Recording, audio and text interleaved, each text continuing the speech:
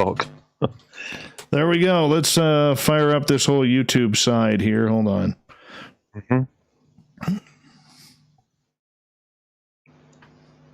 How's it going, everybody on YouTube? What is going on? Dave Scott here on the Mighty SOR, getting ready for another big show. And I'm going to tell you, I am tired today. I started getting my firewood this weekend, and after a load yesterday, a load today, plus I did a lot of playing around today. I am ready for tonight's show, but I am ready for my bed later on too. But we're going to have a good time tonight as we have Philip Kinsella. Yeah, we're going to learn about UFO deception tonight. We're going to have some fun. It's going to be great. I'm looking forward to it. I hope you are too. Let's give a shout out to everybody who is in our chat room so far. Bigfoot Rob, good to see you. The gorgeous and talented Becky Bellin. She's going to go catch some Z's here, apparently. Jules, your hair looks fantastic tonight. Steam Trained Mark, thank you for letting me know that I survive in the future. We really do appreciate that. Vintage Beard, your beard is looking fantastic. Don't forget to get some Mighty Moose beard oil for yourself. It's mightymoosebeard.com. You need some of that, my friend. Tell them SOR 2019. That's all you got to do. You'll get a good deal. Brett Lewis, we can officially start the show when Brett Lewis is here. Yes. Who else? We got Bee's Nest. The absolutely gorgeous and talented Kira is here. Thank you for coming on in, Kira. Jarhead, always a pleasure to have you here, Marine. Thank you so much for joining us. Really do appreciate that. Always a pleasure. And I know Spookles the Cat is here. Yes, there she is. Spookles the Cat, the best social media person that a person like me could ask for. Yes, totally. Scotty Eisner's here, everyone. Give him a round of applause. Jeff Garvey, don't call him Steve. He's here too. Chris Jarvis, thank you for coming on in. Mr. Midnight. We're not past midnight yet. I still got 2 hours, 58 minutes yet. Farmer Robert, good to see you here. The lovely and talented Annie Svensson is here, everyone. The gorgeous Moonstone has joined us as well. Gary Vermeer, you are Dutch. Yes, you are. Denali Princess, you look mighty fine tonight. Let's give you a round of applause.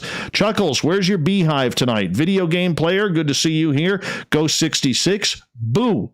Zach, how you doing, buddy? Human Carl's here, everyone. Human Carl is here, not to be mixed up with the alien Carl. Human Carl is one of our favorite veterans who listens to this show. Let's give him a round of applause for being one of those great veterans. Thank you for your service, Carl. We love you and appreciate you. Lord of Land, always a pleasure to have you here. The Spudger, always good to see you back here as well. Your beard is looking fantastic, my friend. How you doing, Philip?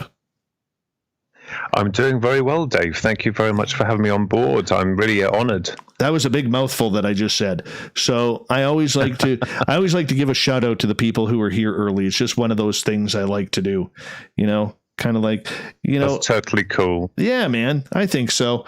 The Quick. Hey, The Quick, you're new here. Welcome to our show. Welcome to our chat room. Thank you for joining us. Mere Person, always a pleasure. My nose is feeling fine. So my nose, I was wrestling with my son a couple of weeks ago, and he accidentally kicked me in the nose and broke my nose. It's about the, oh my God. Well, it's about the fifth time I broke my nose. So, but I'm still having troubles breathing out of it, to be honest, but it'll heal. Yeah, it's just the way it is. Yeah. I mean, good Lord, you've been through the wars yourself. Most of that is just hockey. Yeah. Do you know, I just think it's really amazing that, you guys over there, I mean, from England, I mean, it's an honor as well. So I'm really looking forward to the show, Dave, and linking with your good public, your good listeners as well. Oh, they're fantastic. Very smart indeed. We're very, very lucky to have them. And, we haven't even started the show. We got 41 people in our chat room. And hey, Devin, how you doing? Thank you for coming in. Let's get the feed going right here. All right. And yeah, man, the people who listen to this show on a nightly basis, who have allowed us the opportunity to earn their listening ears, I'll tell you, man, Yeah, well, a lot of the time, the public, they know a lot more. And I think, if you speak to individuals on a one-to-one, I think you'll be surprised, genuine good people, what they have to say about certain topics. Oh, yeah. And it's really interesting, because that's where we started, through an experience or several experiences, right, as it were, and then trying to work out the theoretical application of what happened, because I'm one of these people that kind of like wants to find out why things happen, why they work, what's behind it. And as they say, as you go deeper into the rabbit hole, literally it's like incredibly complex and very hard to understand, but exactly. We got a lot of good people. We got a lot of good people that we're working with, good minds. Hold that thought, Philip, because we got the music on. We're going to kick things off right now. Larry, good to see you here. April, May, June, we love you. Jim Christie, the Jim Christie is here. Don't forget to hit that subscribe button. Give us a thumbs up or thumbs down. Let's kick off a new week right now. From the mountains of central British Columbia to you listening around the world, this, my friends, is Spaced Out Radio. I am your host, Dave Scott, sitting in the captain's chair of SOR headquarters. We welcome you to tonight's show across our terrestrial affiliates around North America and digitally on TalkStream Live and Revolution Radio. If you want to take a listen to our archives, they are free at youtube.com/Spaced Out Radio. Just do me the favor, hit that subscribe button. Follow us on Twitter at Spaced Out Radio and on my Instagram page at Spaced Out Radio Show. Our website is spacedoutradio.com, where we have a plethora of features for you, including rocking out to Bumblefoot and reading up on Captain Shirk's SOR Newswire. Tonight's show is brought to you by Chive Charities. Help make the world 10% happier by visiting Chive Charities today. You can find them on our website. Award-winning medium Philip Kinsella takes us on a personal journey tonight of revelation concerning the dead, UFOs, and extraterrestrial contact. In this honest and thought-provoking book that he has written recently, he theorizes as to the true nature of the Greys and their reason for abducting humans, along with a reproductive program which sniffs suspect as to what their identity really is. Philip has been doing this a long time. He's a lifelong experiencer. He has had a lot of time to put in the research and to find the answers that many may be searching for. Philip's books can all be found on Amazon. I highly suggest you go there. He's an award-winning author there as well. Then at the bottom of hour number 3, I will bring you the SOR Newswire, brought to you by Paranoia Magazine. Mr. Philip Kinsella, for the first time on Spaced Out Radio, welcome. How are you? Oh, Dave, I'm really cool. Thank you very much. And it's really an honor to come on your show. I'm very delighted indeed. Thank you, Dave. For many people who may not understand, what is it like being a lifelong experiencer? Well, it's very strange. I mean, as an experiencer, as well as a researcher, I think it doesn't put you in good light, to be honest, because theoretically speaking, when someone's had an experience, mine was back in 1989, the winter of 1989, what people would call an abduction, and it's still something we're trying to work out today. That is the one main experience that I had in terms of an abduction. But with regards to the UFO sightings, they've been on and off for many, many years. So when people say, you're a researcher, but you've also had an experience, I always tend to think in my own personal level that, people kind of like raise their eyebrows thinking, well, you've had an experience, but now you're a researcher.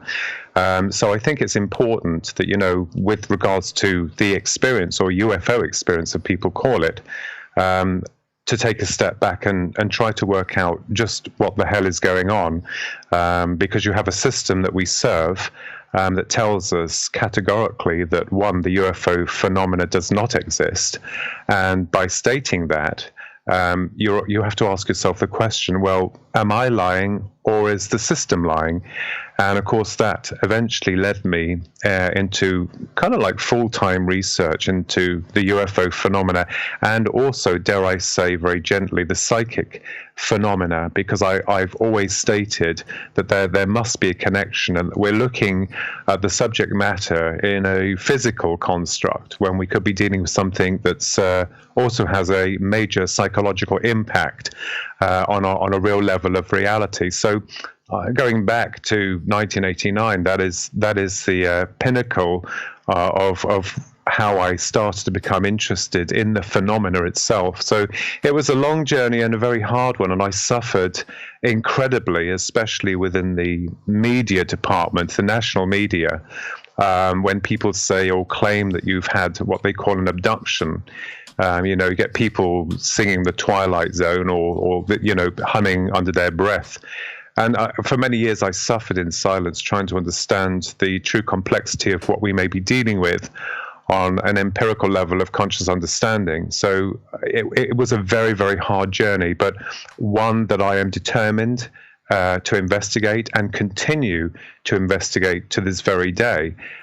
So that is how I got involved with that. And I think we've come a long way now, Dave, in terms of our understanding of what we're dealing with. I think a lot of people now are beginning to broaden their horizons and looking outside the box a little bit more. And, I'm a thinker, so I tend to think, and hopefully, I hope that I'm very constructive within my thoughts and very honest. That is the most major part of any form of investigation, is to be very honest and totally to the point, and also be open, but not gullible, open to a lot of speculation that surrounds the phenomena at hand. So that's how I got involved with it, in a nutshell.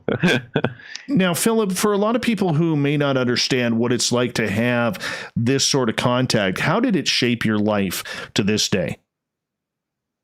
Well, the experience that happened to me in the winter of 1989 is still something, as I said, that we're trying to explore. There is another amazing researcher called Pierre Sabac, and he's working with me on most of the experiences and finding patterns towards why it happened. It had a major impact on me on a negative level. One, because people say, well, you come forward and you claim that you've had what they call an alien abduction. But the experience itself kind of like made me realize that the way that most of the public have been taught and told about this is like, well, you have aliens that come down in a spaceship from another planet, they whip you up and then they do their stuff and then they put you back again. But the way that I saw it was that, well, we may be dealing with something that's far more complex than that. And it had a very negative effect upon me. But now, looking back, I mean, I'm not one of these love and light people. I mean, I'm very practical, but it has changed me. It changes people in the level of how we see reality. But the most important part that I think has been missed here is that we're still going around in circles trying to work out exactly what we're dealing with. And I found myself in a situation where back in 1989, not many people spoke about the experiences. You didn't have many groups to go to. We don't have the level of communication that we have today in terms of technology. So it was kind of like a very frightening experience for me. And I did have what most people would call a negative experience. And I know that a while back I had a couple who were stating that they had all the answers to everything. And I was telling them that I don't have the answers. We have to, work on theoretical content. And they weren't having it. They were like, well, the reason that you had a negative experience is because you're a negative person, and I am the least negative person in this world. So you kind of like find yourself in this pool of, confusion, and people having their own opinions about what they think happened to you, while all along you're trying to walk this path and rationalize exactly what the experience means and how it shapes you. And one of the things I found is that it kind of like integrates with you on a personal level, and that changes you. I'm not saying that most people are turned into like love and light, and have this cosmic consciousness and all that type of thing through the experience. But one of the things it's taught me more than anything is to look further afield. And this is where the dynamics of my theoretical research has led me in terms of the psychological implications of what we call contact in whatever form it presents itself. So I've kind of like come a long way now from then of where I was to where I am now, and like trying to deal with that, and working on more projects, and a new book now called Visitors from the Void that I'm working on, because I want to try and deal with it, or the research on a more complex level, or trying to expand upon my hypothesis with regards to what we may be dealing with, especially with what is termed the greys, because that's the only thing that I am aware of. That's what happened to me with them. And I'm like a dog with a bone, Dave. I've got to find out what the hell they are and where they come from, why they're here, and what they're doing. So this is where it led me, or it's leading me. Is the answer out there, or is it hidden? I think it's within. I think when we look at the subject, we're always looking outward. And one of the things I found is that we should be looking inward. I mean, sure, we get a lot of people who are, they're not truthful, they lie, or they embellish the information. I am anything but that person, that individual. And I'm not saying that I've worked it out or I have the answers, because unfortunately, within this topic, you'll have other people who will attack you. And that's fine. I'm cool with that. But my understanding of contact takes us away from the way that we've been seeing it. And, as I say, I don't know. I mean, I think we're looking at something that goes beyond creation, that goes beyond us. And I think we're living in a system that's programmed us. If we think about it, when we're born into this world, and we're programmed. And I always laugh and joke with my twin that, a lot of people in life are left-brainers, because most of the time as people are living by fight and flight survival mechanism, time, all this type of thing, as opposed to the right, which is love, empathy, creation, dreams, visions, this type of thing. So sure, you're going to come forward and say, oh, hi, everyone. I think I've got it worked out about the UFO phenomena, and everyone will stop in their tracks and look at you as though you've just come out of a mental institute. So I think that we have to find those answers, but they perhaps evolve on an individual basis. It's how we interpret the information that I think is important, because what we're doing, Dave, is I think we're all trying to cram it into one box and make it fit. And this is why we're banging our heads against the walls and trying to work out just how the phenomena works and why it's happening. So there is a lot of confusion sometimes with regards to what we're dealing with. So this is where I am in terms of the theoretical aspects that we haven't gone into yet. But that's basically where that's leading me. Do you think you'll ever get the answers that you need to be satisfied? Because so much of this phenomena is uncontrollable. We don't know when they're coming. We don't know if they'll ever be back. We go for long periods without any sort of contact to the phenomena. Then all of a sudden they're there all the time.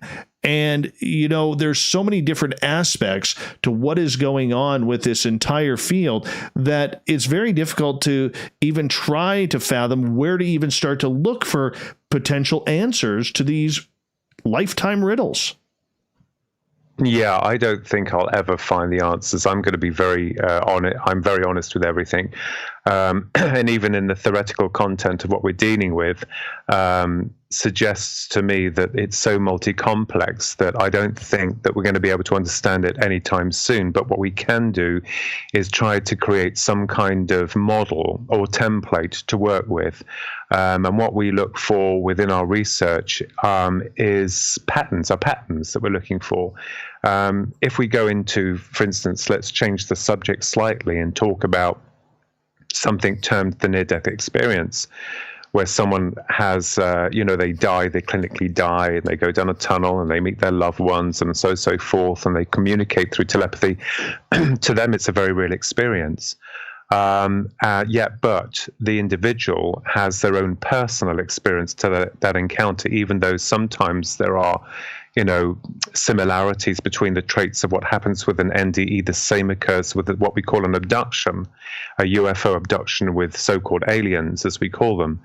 So, I don't think that I will ever have the answer. But what is interesting and what really fascinates me is that, one, the phenomena is real, and two, that we're living in a system that tells you categorically that, nothing to see here, walk the other way.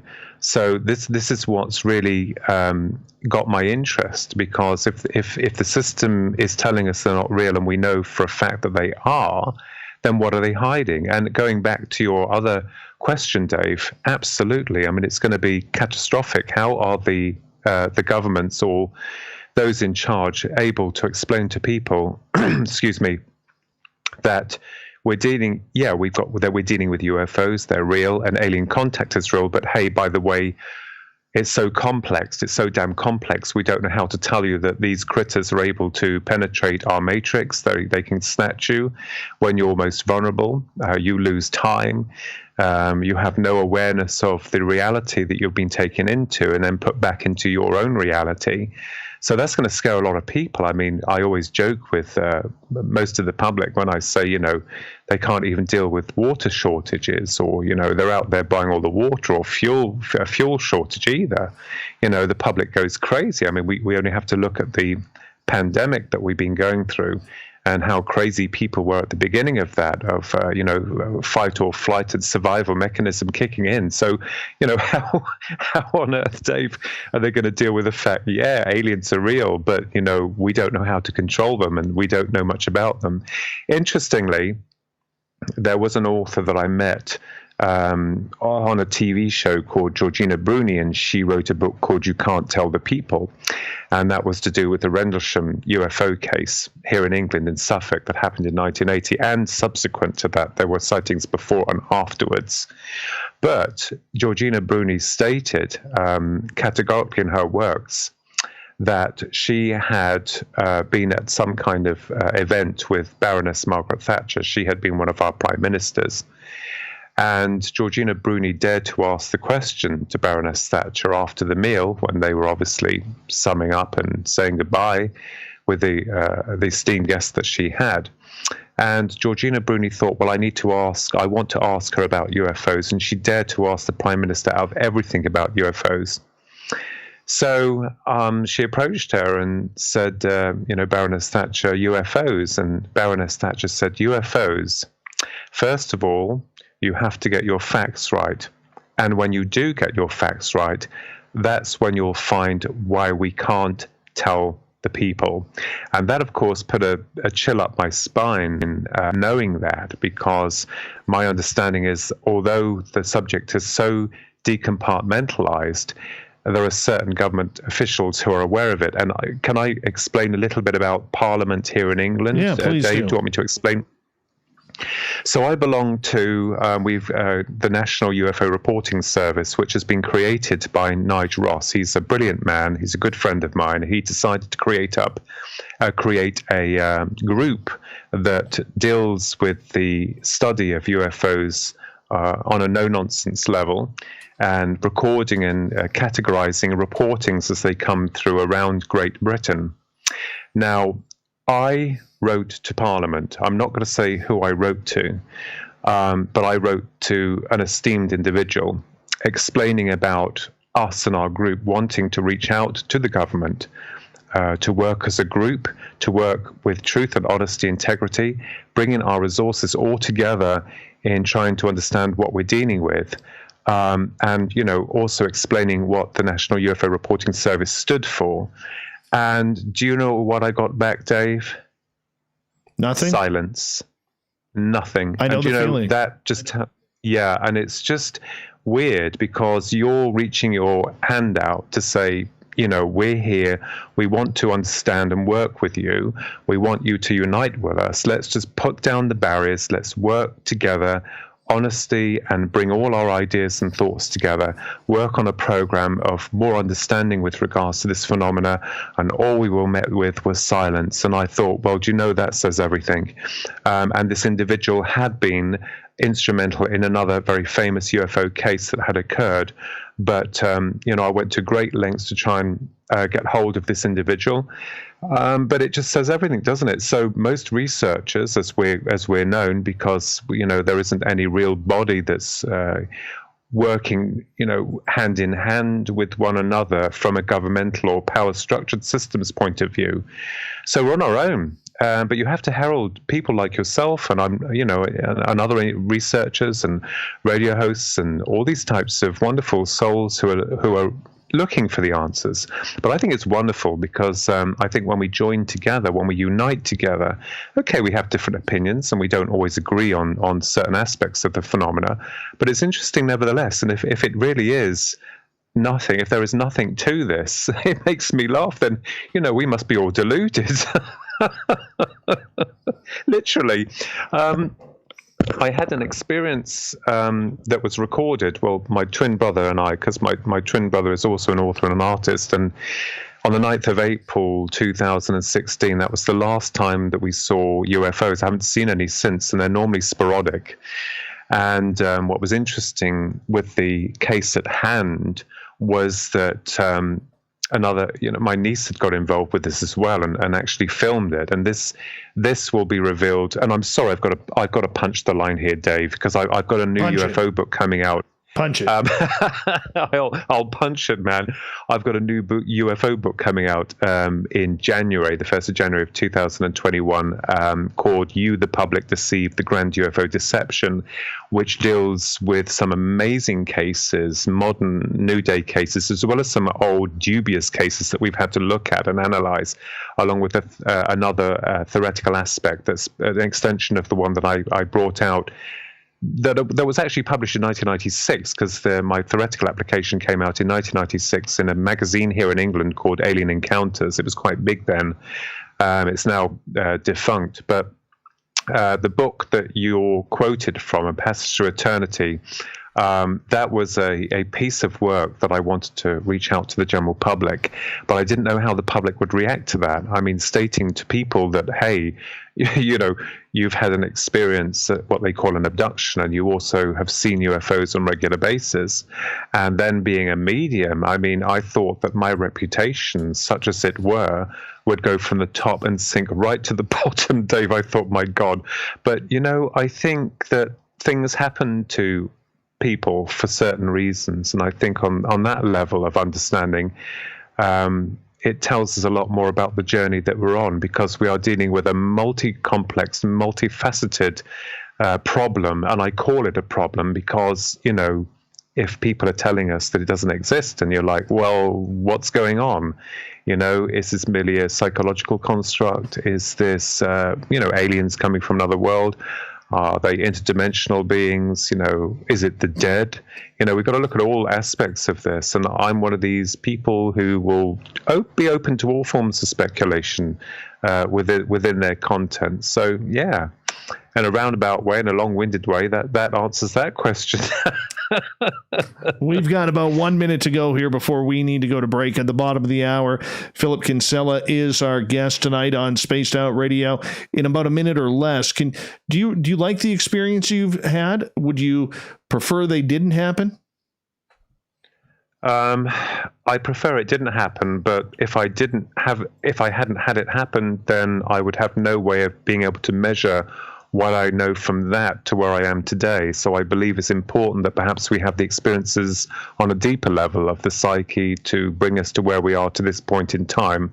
So I in a way I couldn't get my head around, and I still can't. But I think in some ways now, it sounds crazy, it helped me in some way. Wow. It's, I look at myself as an experiencer as well, my friend. And to this day, I still don't know why me.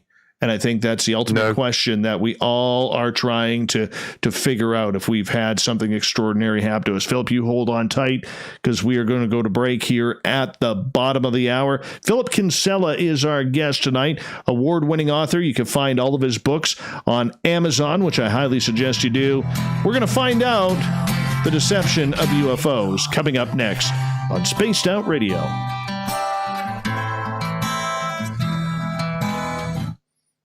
It's a solid first half hour there, my friend. Solid first half hour. Oh, thank you very much. Are we, how long do we have that's cut off, Dave? We have 5 minutes, and we're still live on YouTube, which is brilliant. Good. Okay, that's fine. And the other thing is that, you get people coming forward and saying to you, well, you've had this experience and you just want to make money from it. And I'm thinking, are you joking me? I mean, God, could you put yourself in the firing line any more than what you've done in this life? So it's kind of like, but my main area now is the theoretical research, working hard to try and fathom out just what we're dealing with. And we still don't, we do have answers, but we don't. But, it's kind of like fun in a way also to speculate, and it's really exciting. You get a lot of people who step forward and they've got it all worked out, Dave, and I'm like, well, okay, that's great, but look, why don't we look at it this way, or why don't we look at it that way?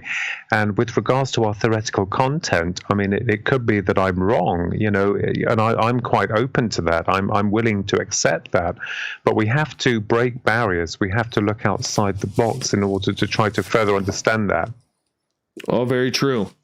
Very true. And we're gonna get into it coming up here. We are so gonna get into it. I'm looking forward to it, man, because there is one hell of a game being played. And sometimes I will tell you, man, and I'll get into this when we get back on air, but sometimes I totally feel like I am so in the minority of believing this entire phenomena is something that we're being played right now. You know what I'm saying? Oh, yes, I believe that. Definitely, Dave. I do feel that very much. Yeah. Well, I don't want to spoil it too much, because we do have the radio audience to cater to here as well. So it's going to be good. It's going to be good. The other thing is I've got a feedback. I can hear myself talking. Oh, that's because I got my headphones around my neck there. They're not on my ears. Now that that noise will disappear. Let me just have a little drop of this coffee. Hang on. I might have to wet the palate slightly there. There we are. That's great. But no, I'm really honored to come on to your show, Dave. It's really lovely. And, I'm not one of these people that goes looking for it. I've just started like everyone else, and, very humbled.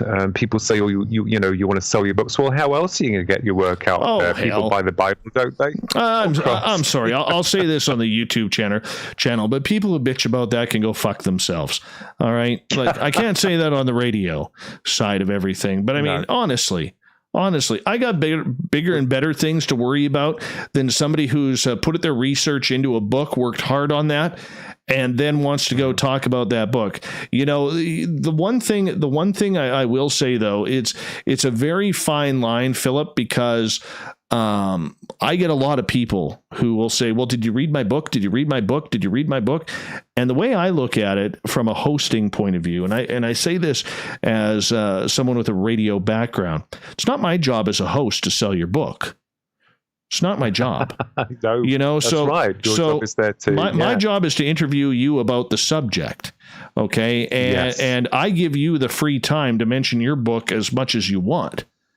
But you get some people out there. They're all like, well, did you read my book? Well, we can't do an interview if you haven't read my book. Sorry, that's not my job. That's crazy. Are you paying me for the? Are you paying me for the for the advertisement? Yeah. You know. Yeah, I've heard that many times before, and it doesn't bother me. I'm just like, well, that's cool. We just get on with it and smile and wave, as they say, and carry on as normal. But I'm really honored. And the other thing as well, too, it's really exciting times for us because, we don't know where this is leading us, but, at least we're dealing with it on a no-nonsense level, which I've always worked with.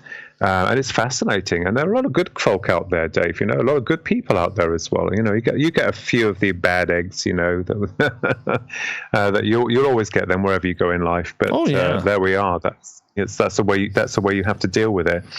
And I had one guy telling me when I was doing a lecture last year, you're wrong, you've got that all wrong. And I'm like, no, well, it's possible, but, we have to be open, fit it in a little box.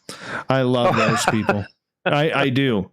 And I say to them, that's great. Yeah. My other favorite one is proof. Where's proof? Show me the proof. Oh God! You know what?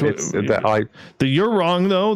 Hold on one second here because we're just about to come back. Yeah. But I got to do this because Cable Guy Matt has entered the chat room, which means that you can get your free piece of autographed coaxial cable signed by Cable Guy Matt. Limit 1 per household. You cannot buy these in stores, people. Hit Cable Guy Matt up today for your free piece of coaxial cable. He's my cable guy. He does all my cable. So just one of those things we do. Hey, Clear Floss, how you doing? All right, we're going to start the second half hour right now here, everyone. Let's get this thing going. Music is on. Second half hour of Spaced Out Radio is underway tonight. I am your host, Dave Scott, sitting in the captain's chair of SOR headquarters. Thank you so much for taking the time to join us tonight. We really do appreciate it. I want to remind you that if you have missed portions of this show or others, check out our free archives at youtube.com/Spaced Out Radio. Do old Davey the favor, hit that subscribe button. Yes. Follow us on Twitter at Spaced Out Radio. And on Instagram at Spaced Out Radio Show. Tonight, award-winning author Philip Kinsella. You can find all of his books on Amazon. Tell you, this guy writes about everything. Fiction, nonfiction, UFOs, aliens. Yeah, he's got aliens. We love people around here who have little aliens in their life. Philip, welcome back. Welcome. Well, thank you very much, Dave. I welcome. I'm like, it's 5:36, and I was laughing at what you said there about the little aliens. I just think that's fabulous. That's so cool. Well, it's something that we've just kind of created around here. We actually ended up making a T-shirt for it on our website that just says "You've got aliens."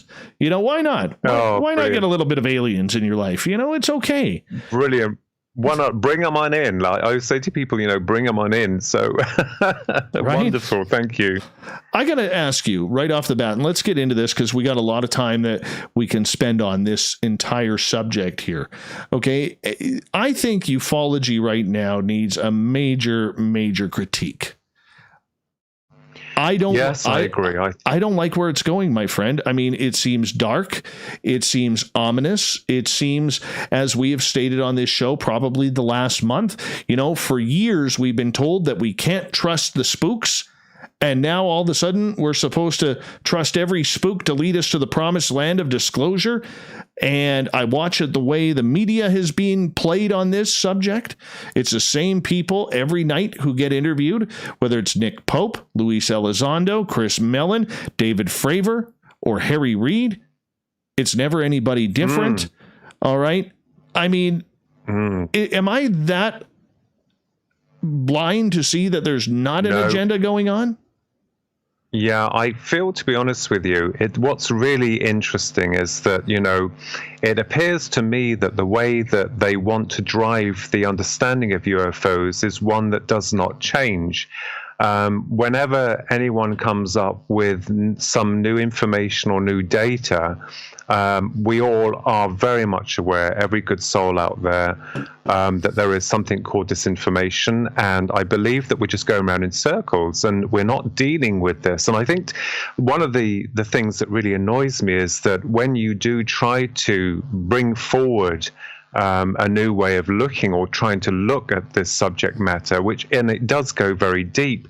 I think most of those researchers won't know how to deal with it, or those people behind or orchestrated the cover-up, or the way that they want it to keep going. I don't think they've got any way of explaining the true content of what we may be dealing with, because one, it will frighten people. It's almost as if the way that it's being presented and where it's going forward, we're still not making any headway with regards to this. I mean, it's really annoying. It's the same old thing, time in, time out, going round in circles. Oh, a UFO, here it comes. And the public are led to believe continuously that we're just dealing with, nuts and bolts craft, when clearly the abduction phenomena, clearly shows us that it's working on different parallels of understanding, and we have to look into those areas instead of just what we've been told is the nuts and bolts. Of course the UFOs are real, of course they're physical in construct, but there may be other areas of how they're able to infiltrate this reality, and this is where this has led, with regards to my understanding of the phenomena at hand, to a degree. I mean, it's a tiny aspect, so I think because it's multi-complex. I think you get some people who definitely are in the know and want to be in the know and want to be in the limelight, and I don't think it's about that. I joked, it's not like an Oscar ceremony of the EBE Awards, because we still don't know what we're dealing with, but there are people in the mainstream media who love that, who suck it up, and it makes me laugh when they're saying that they're the authoritative figure on the subject. They couldn't tell you what it is. But it's bizarre. It's like a what would they call, like the Oscars, isn't it? It's crazy. I can't get my head around it. And then you've got to be careful, because most of these people are very powerful, and they can crush you, they can break you, because they could turn or push you out, as it were. So with regards to where I am and the wonderful group of people that I'm linked with, wonderful souls, for even in your good country, your wonderful country America, and here in England, and one of those is like Earl Grey Anderson from MUFON, Kathleen Marden, you've got Dr. Arena Scott, Calvin Parker. So there's lots of individuals who connect on a no-nonsense level, and I like that.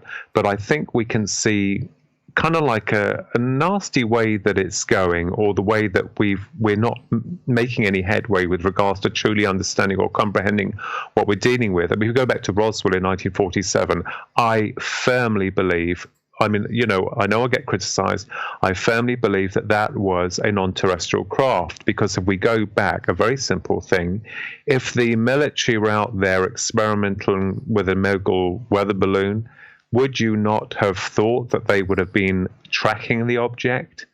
And then it takes a rancher, Mac Brazel, to find the debris. And then, of course, first of all, they state that this is the birth of disinformation.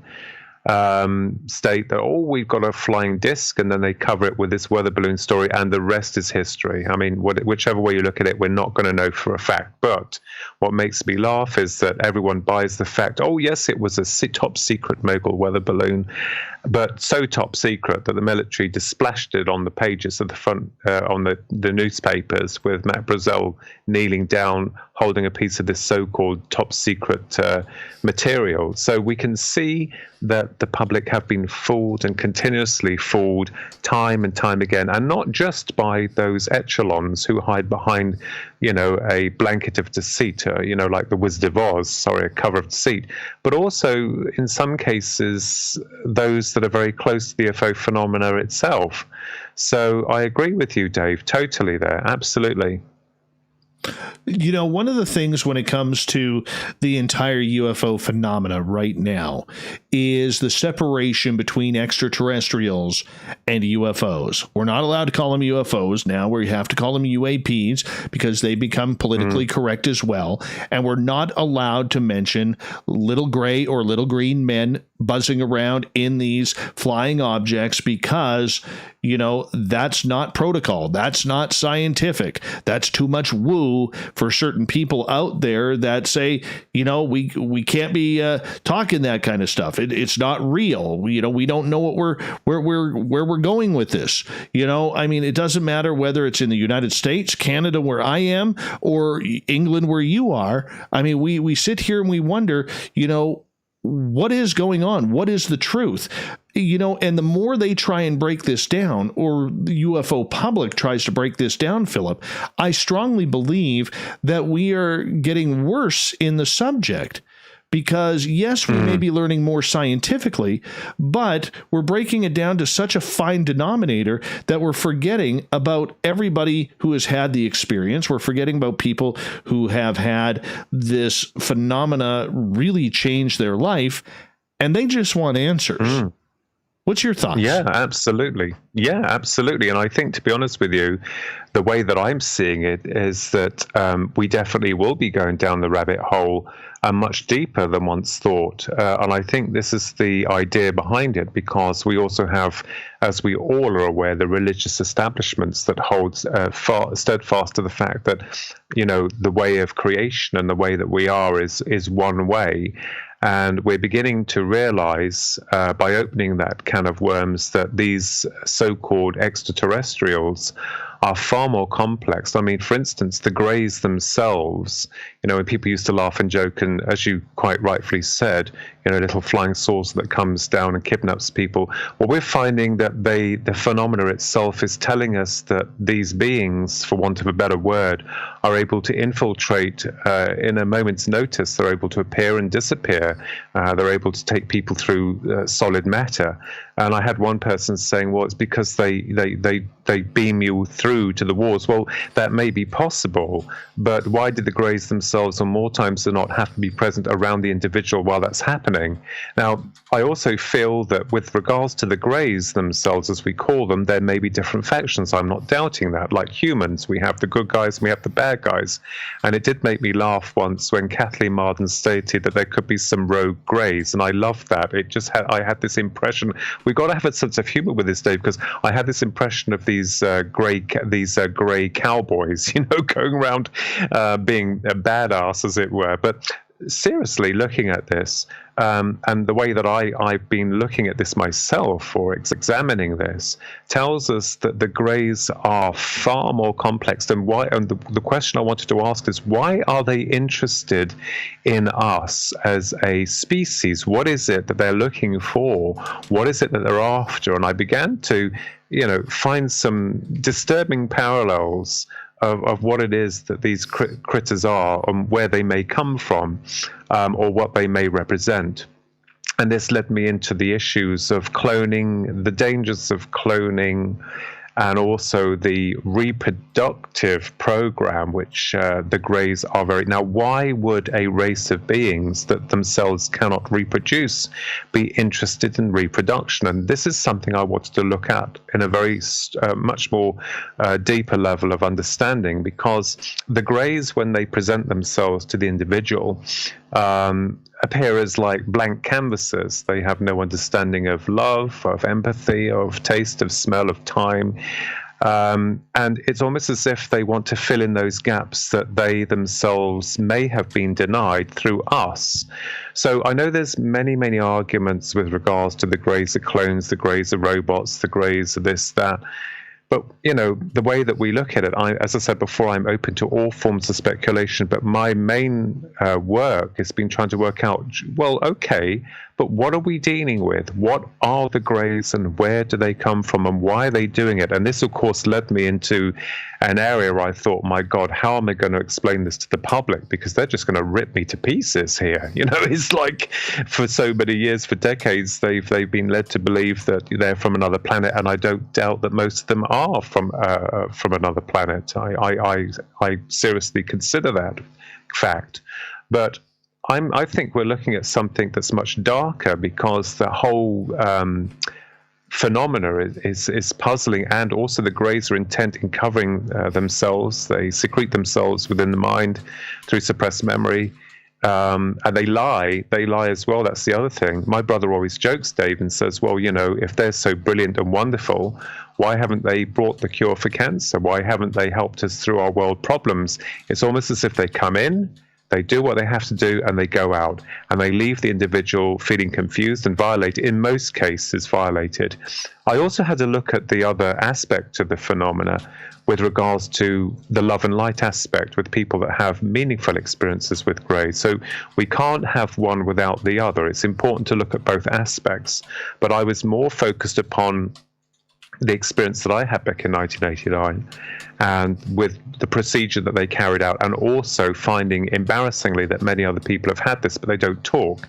This is a thing. In my book that the publishers brought out, back in 2009, I think it was, Believe, Bridging the Gap Between the Psychic and UFO Phenomena, my publisher requested that I leave out the part with the procedure that they carried out, because he said, people won't buy it. So I had to do that. So when you look at the actual phenomena, we're seeing that even people are too scared to talk about it. But let's be honest, let's be open, let's reveal, let's bring everything out, and let's put it on the table and see what's going on.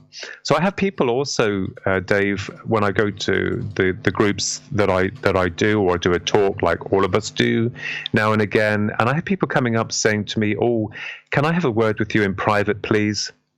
And of course, they tell me some really personal stuff that I won't repeat here. And I'm like, well, thank you very much for telling me, because they say, well, you're a guy that I feel like I trust and I can tell. And I said, that's sure. I'm not here to, embarrass people or, try and exploit things from people. I'm here to understand, or try to understand. So we can see that I think that we've been told by a system, as I said before, walk on, nothing to see here, when actually there's a lot to see here, and we need to look at this in a more detailed way, a detailed examination of what we may be dealing with. But the greys themselves, they interest me. I'm really fascinated by them, and I think that they are awesome. I've got to say they're awesome in a very careful way, because I love the way that they're able to deceive their subjects more times than not, or they cover their tracks. And there's a big divide within ufology, especially with the good greys and the bad greys. Oh no, they're all this and they're all that.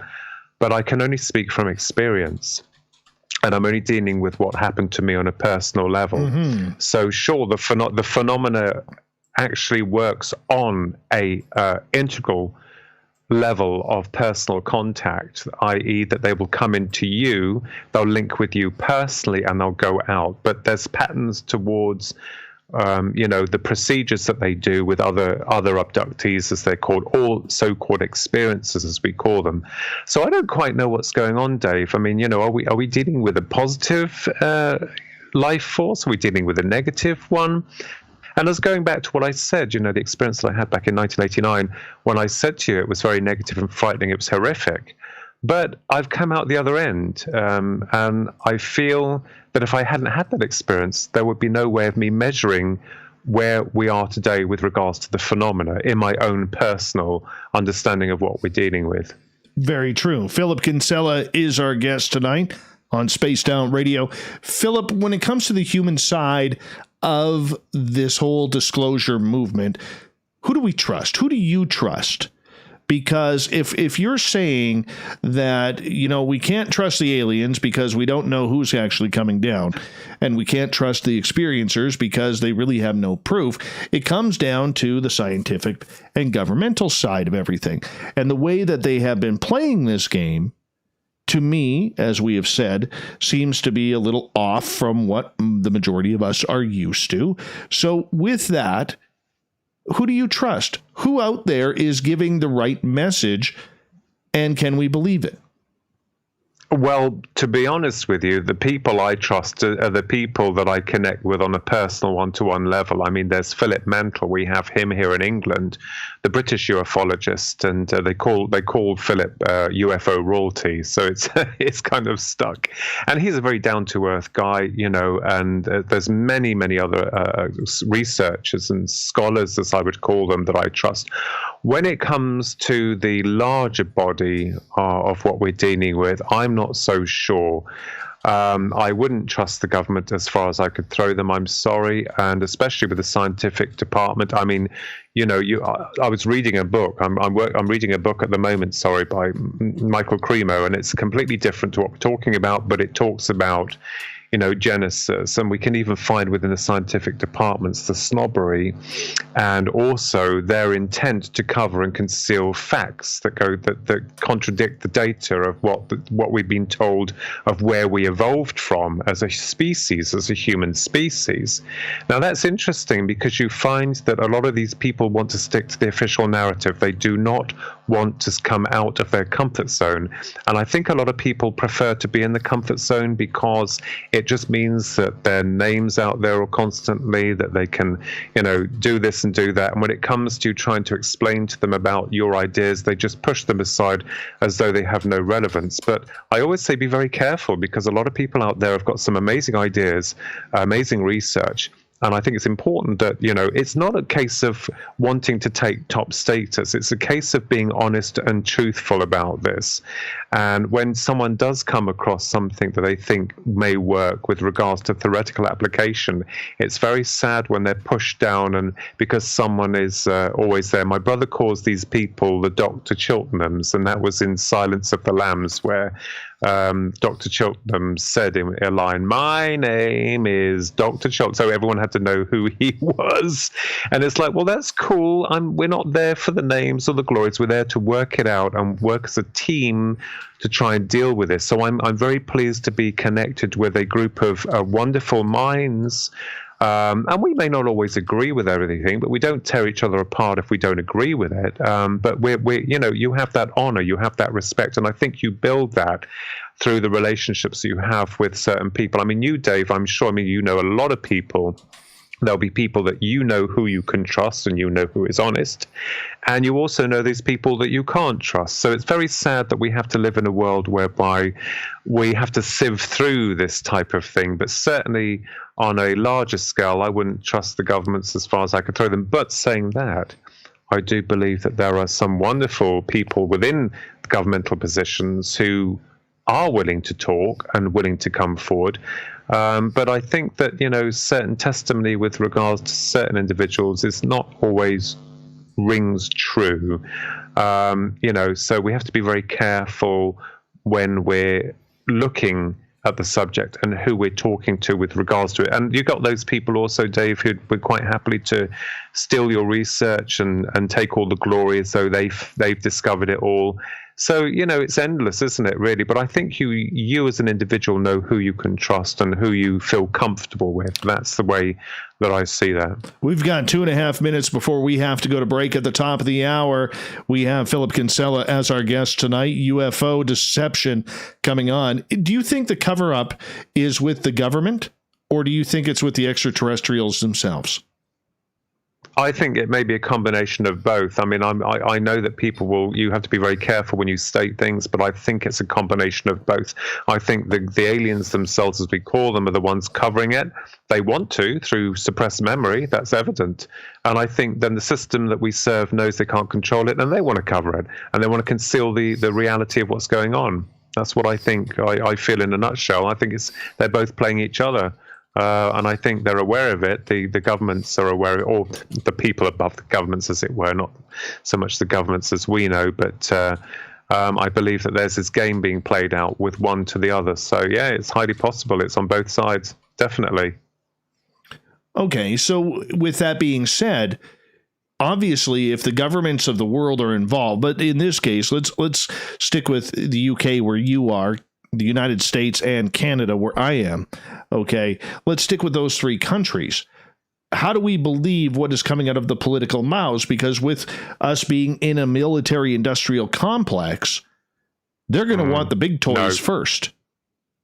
Yeah, absolutely. And they will continue to drive this deception as long as they can manage it. Trust me. And we are powerless to that experience because they have money, they have clout. We don't have anything really. All we have is our research and those other individuals, which, by the way, are being watched and monitored. I know I've had my work monitored, and that's no ego or sensationalism. It is fact.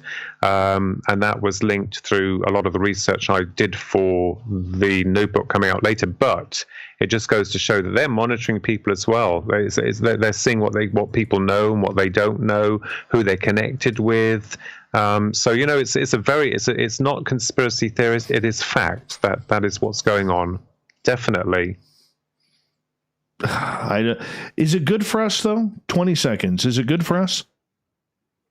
No, I don't think so. I think it just makes our job harder, to be honest with you, Dave. Absolutely. I don't think we'll get to the root of it at this moment of time, but we can try and keep pushing forward. That's what we're here for, and that's what we're discussing on here tonight, which is great. I love it. Well, good challenge, good fight. Let's continue down that road of UFO deception when we get back, starting hour number 2 of tonight's show, because I think this is such a broad topic that we need to open it up a little bit more. And, we've only graced the surfaces of this.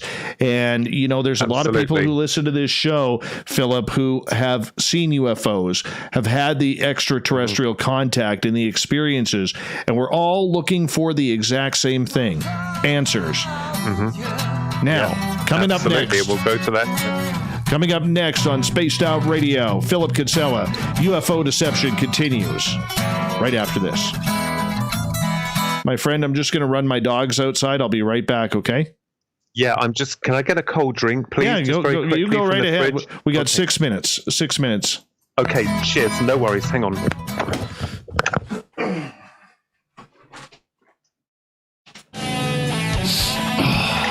I'm feeling a little spicy tonight.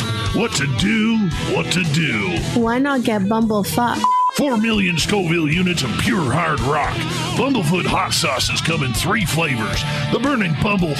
Tone it down a bit with Bumblicious and throw the sauce on everything. Spice it up. Bumble me, baby. Bumblefoot hot sauce. Get it today at kajans.com. Are you an experiencer of something strange that can't be explained? Do you want help finding out what's going on? I'm Ryan Stacy, head of the Experiencer Support Association, otherwise known as TESSA. We've teamed up with Spaced Out Radio to investigate cases filled out in the SOR Sightlines report.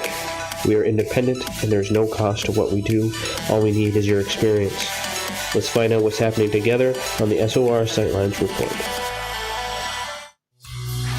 Hi there, this is the paranormal lawyer Michael W. Hall. I'd like to invite you to listen in each Sunday night where we're going to open up your eyes to everything strange and paranormal. I will be hosting some great guests with topics that affect us all, such as UFOs, ghosts, and everything paranormal. Let's learn together on Spaced Out Radio Sunday with myself, Michael W. Hall, the paranormal lawyer at spacedoutradio.com. We all know on Spaced Out Radio we love a good beard and mustache, so why not take care of your facial hair with Mighty Moose Beard Oil? Made in Canada, we're taking care of beards and stashes around the world. We use 100% natural ingredients with our oils and balms to make your whiskers feel silky smooth. Use promo code SOR2019 at mightymoosebeard.com today.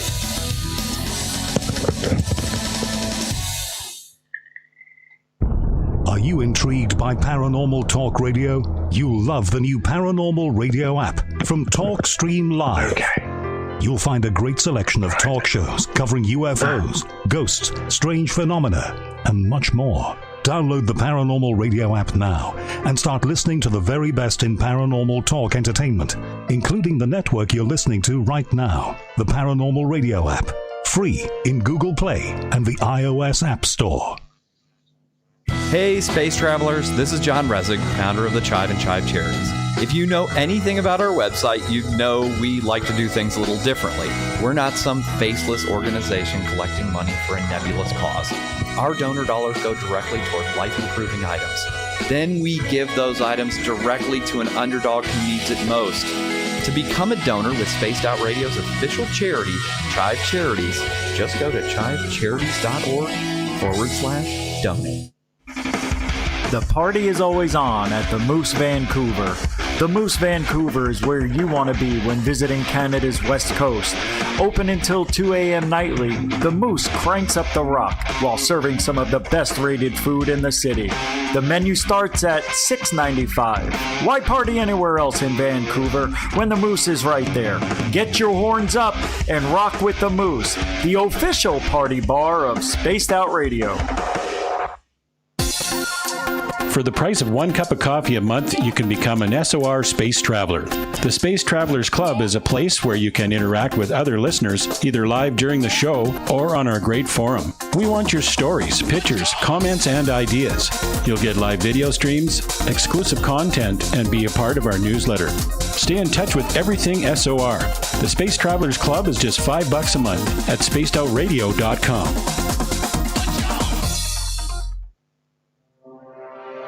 We are scouring the world for the most intriguing stories of your day.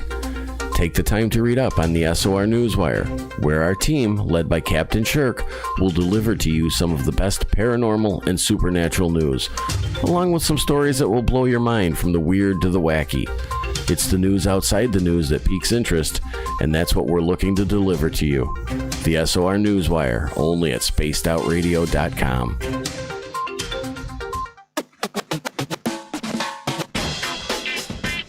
The SOR Vault is open for business, and do we have some cool swag for you to pick up? All right, bud, all we you got have to 2 do minutes. is head over to our website and click on the SOR Hi, Dave. Vault. Yeah, we'll get We have in a variety the of cool theoretical logos part. to Can choose you hear me from. all right? Put them on anything you You want. are sounding beautiful.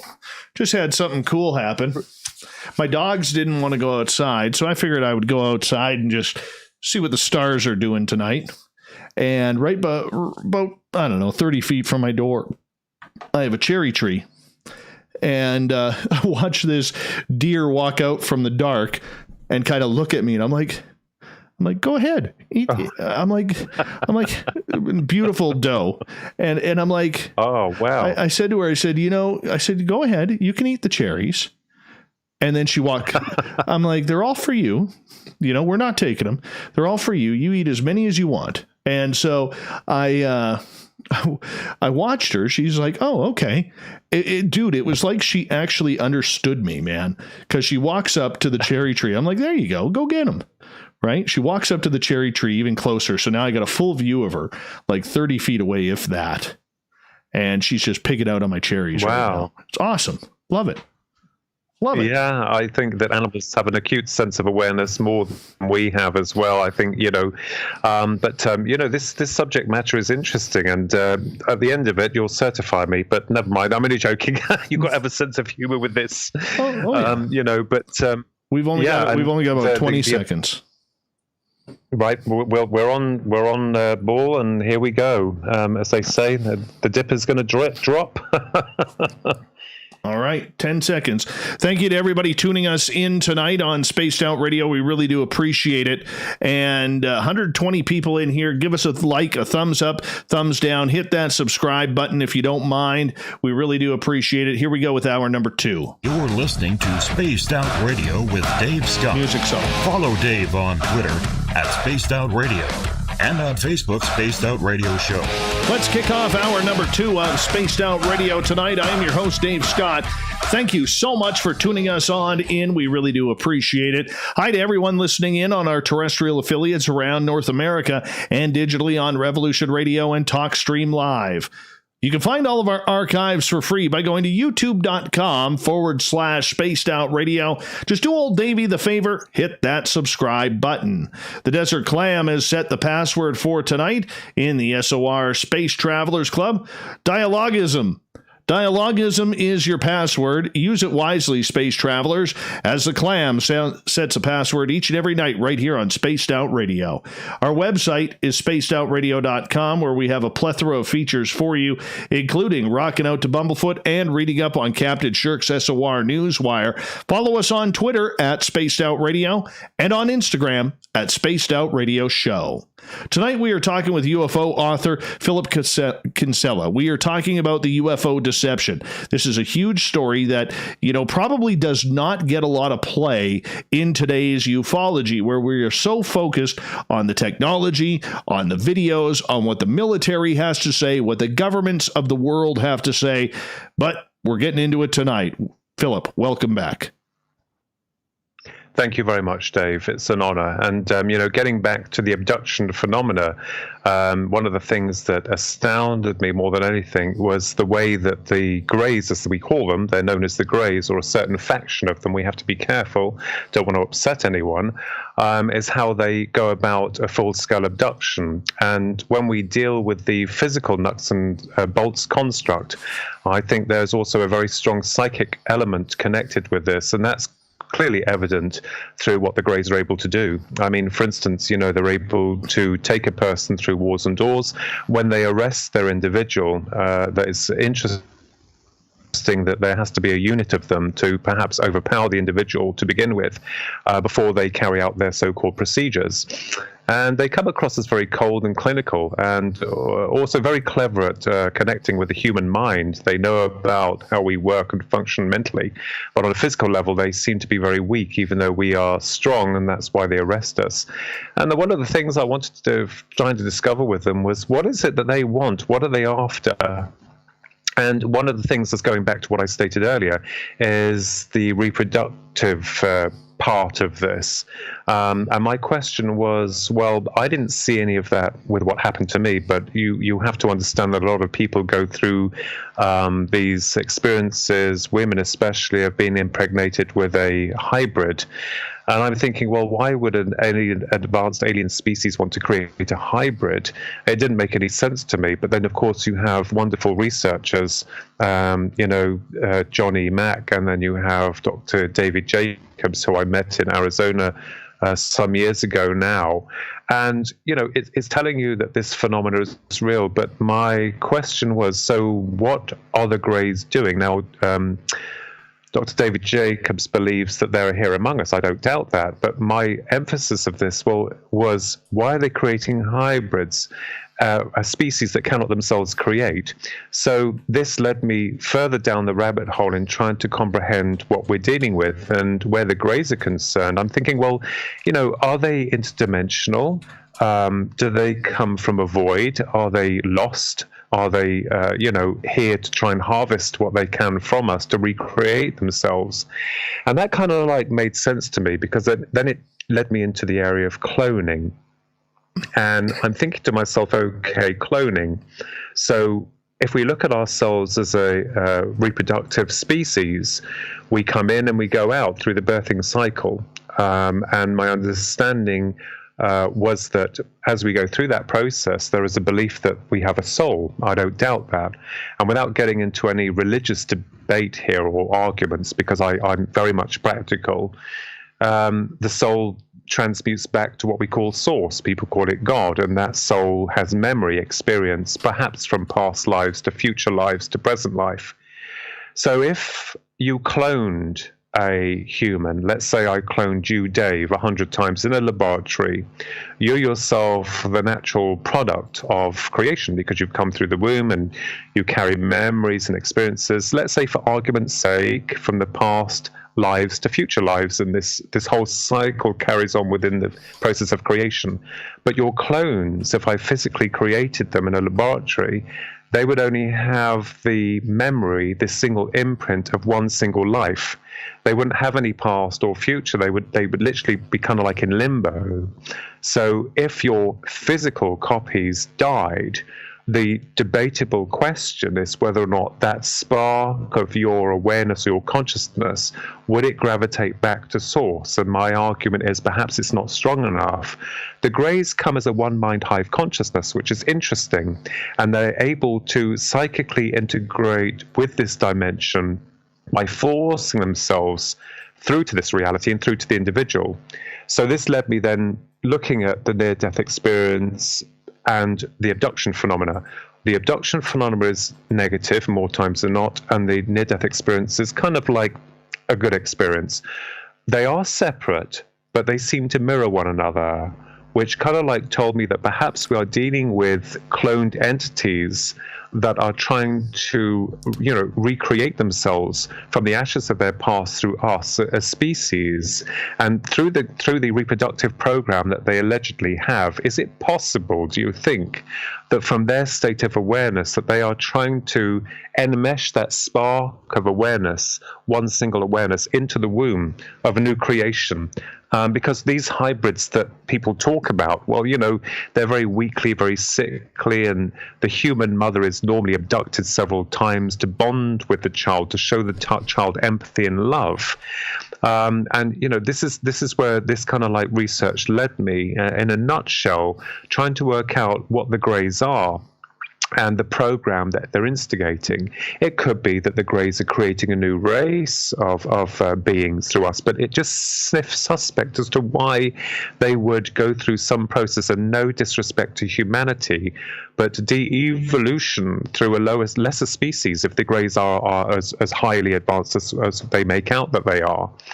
So I think that from a, dare I use the word, spiritual point of view, the Greys themselves appear to be like a blank canvas, and they're trying to fill in the gaps of recreating themselves on some empirical level of consciousness, as it were. If we take, for instance, those people that have crossed over to the other side, people that have died ostensibly, they use a medium or a mediator to communicate through thought. And our understanding is that we always think of it like some wispy, world that doesn't exist. But for the NDEer who's gone through that experience, it's very real to them. The same with an abduction. So I believe the Greys are taking us outside, or perhaps extracting the real essence of us and bring it into their filled frequency of awareness, where they interact with the soul that's still connected to the human body, the physical vehicle. Take your mobile phone, for instance. You've got the physical hardware, okay? Imagine that that's the brain in a very simplified version. And you have a signal running through it that is your personal signal, information that you want and you are holding on to. So the signal is real, and so too is the physical apparatus. We know that. But we also understand that if the physical hardware was damaged in any way or form, the signal would still be pure. So I believe that the Greys perhaps have found a way of hijacking or connecting into the individual psyche, or their link, and that's how they're able to come into our reality or come around the individual on a very strong level of conscious awareness. This is proven from cases where you have a group of people who witness a UFO, and only a few of them will see it, the others do not. The same with an abduction. More times than not, that the Greys themselves actually put the individuals out, several of the other individuals out, or knock them out while they come in and they abduct their primary, I'd say victim, to be very careful, their subject, as it were. So this led me into understanding more about, the bigger picture of creation of the soul, of cloning. And this is where it led me in terms of cloning and the dangers. I'm not talking about cloning an organ, which is fine, or a body part in the future, but where we're actually literally overriding the DNA program of an individual, wiping that out in favor of a copy that is going to be questionable or debatable as to whether or not that copy has a soul. So this is where this leads us. And as I said, I'm literally open to all forms of speculation and hypotheses. But I think that understanding the UFO phenomena does suggest to a large degree that we're dealing with a psychological construct. And when I say psychological, I do not mean that it's like whimsical. I mean that the phenomena seems to integrate on a personal level of reality to the individual. Everything imagined within the mind is created if we have the resources to do it. So, whatever is operating on a higher frequency of awareness that we can't see is able at some point to manifest itself within our reality. The same with the Greys. They seem to be able to do that. I think they're very clever. I think they found a way of... and the other thing I wanted to say here was that the state of timelessness or missing time may be because the individual's consciousness is removed from this reality where it no longer can register time. So these facets, these connections or these links tells me that we're dealing with something not just about space aliens coming from another planet. I think we're dealing with something that goes much, much deeper. And I'm not going to say sinister. I'm not out there to, make a lot of fuss about it or being negative. I think the Greys are probably doing what they're doing because they feel that's right for them. But, if you look at us as a species, I don't think that many of the population are to be trusted, to be honest with you, because we're very violent and we're very destructive species. So perhaps that's why the Greys have removed themselves from any form of personal integration to say, hi, here's my proof. You go back to proof, Dave. Sorry, I'm thinking of another Gary, sorry. It's early in the morning here, forgive me.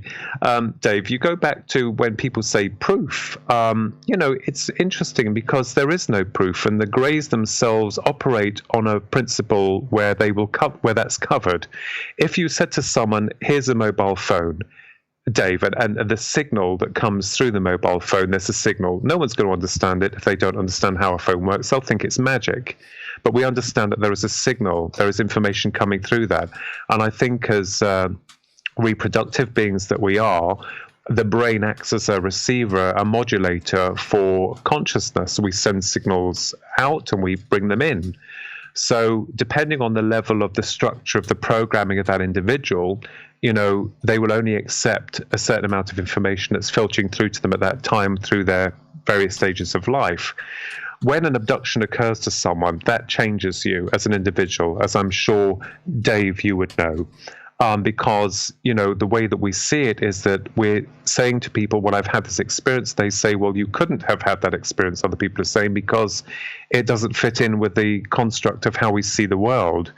So looking at the Greys in that level, I think we have to go outside of our comfort zone. And no wonder the powers that be are intent in covering the whole thing up, because they have no way of explaining to the public, oh, yes, by the way, people, as they call it, or the herd, which is horrible, UFOs are real, and so are aliens, but we can't control them. They'll come in, they can abduct you, they do these experiments on you, and they put you back again, and they can do this very times throughout your life.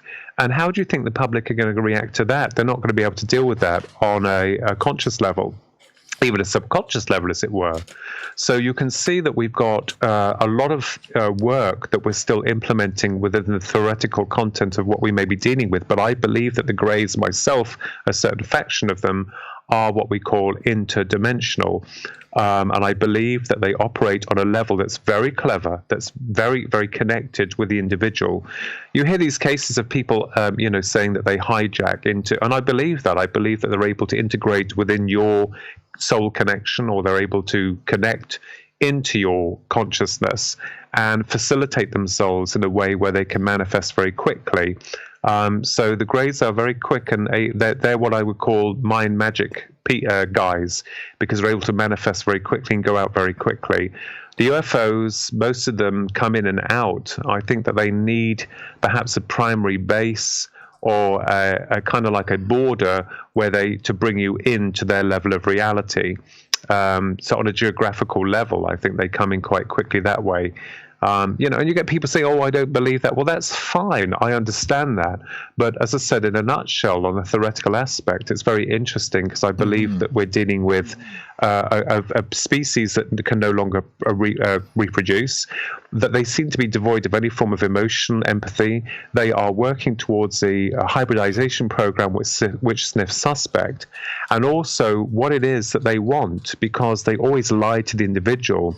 And I think that most of the mental stimuli that's invoked upon the abductee's mind through contact, through destruction, or seeing prophecy, is more of a way of getting some kind of emotional response that they can feed from, that they can understand from. So it's, as I said, there are many aspects. It could even be possible, Dave, that they could be projecting themselves, their consciousness, like a remote viewer, from their reality into ours. We have to take that into consideration as well. We know only too well that consciousness, human consciousness, that we've been told does not survive the state of death. Right. We've been told that that we are just biological robots with a sell-by date. I don't buy that, because we're beginning to understand that our human consciousness is able to create or link with remote viewing, astral projection, clairvoyance, this type of thing that's been tabooed for so long. And I think people are beginning to sniff a rat. I think they're beginning to think to themselves that, hang on a minute, I'm not a robot. I'm an individual, and I've been programmed, and it's time for me to deprogram. And I think that these experiences that we have for those individuals that have their lives have changed, I can understand, because they've changed because the experience has changed them. It's told them, no, you're not just a biological meat machine with a sell-by date. It sounds cold, but it's true.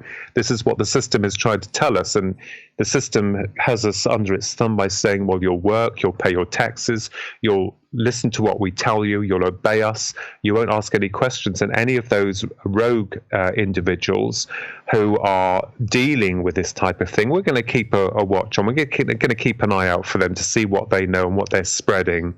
So you can see that this control is paramount. And also, Dave, if I may say here, that perhaps this is our consciousness's way of rebelling. Perhaps that these alternative dimensional frequencies of awareness, not just with the UFO phenomena, but with cryptozoology and with the fairy folk and all these other types of things, perhaps their reality is forcing itself through this constrained, very limited version of what we consider to be reality, and it's forcing its way in through to us because we're so in denial of a lot of things.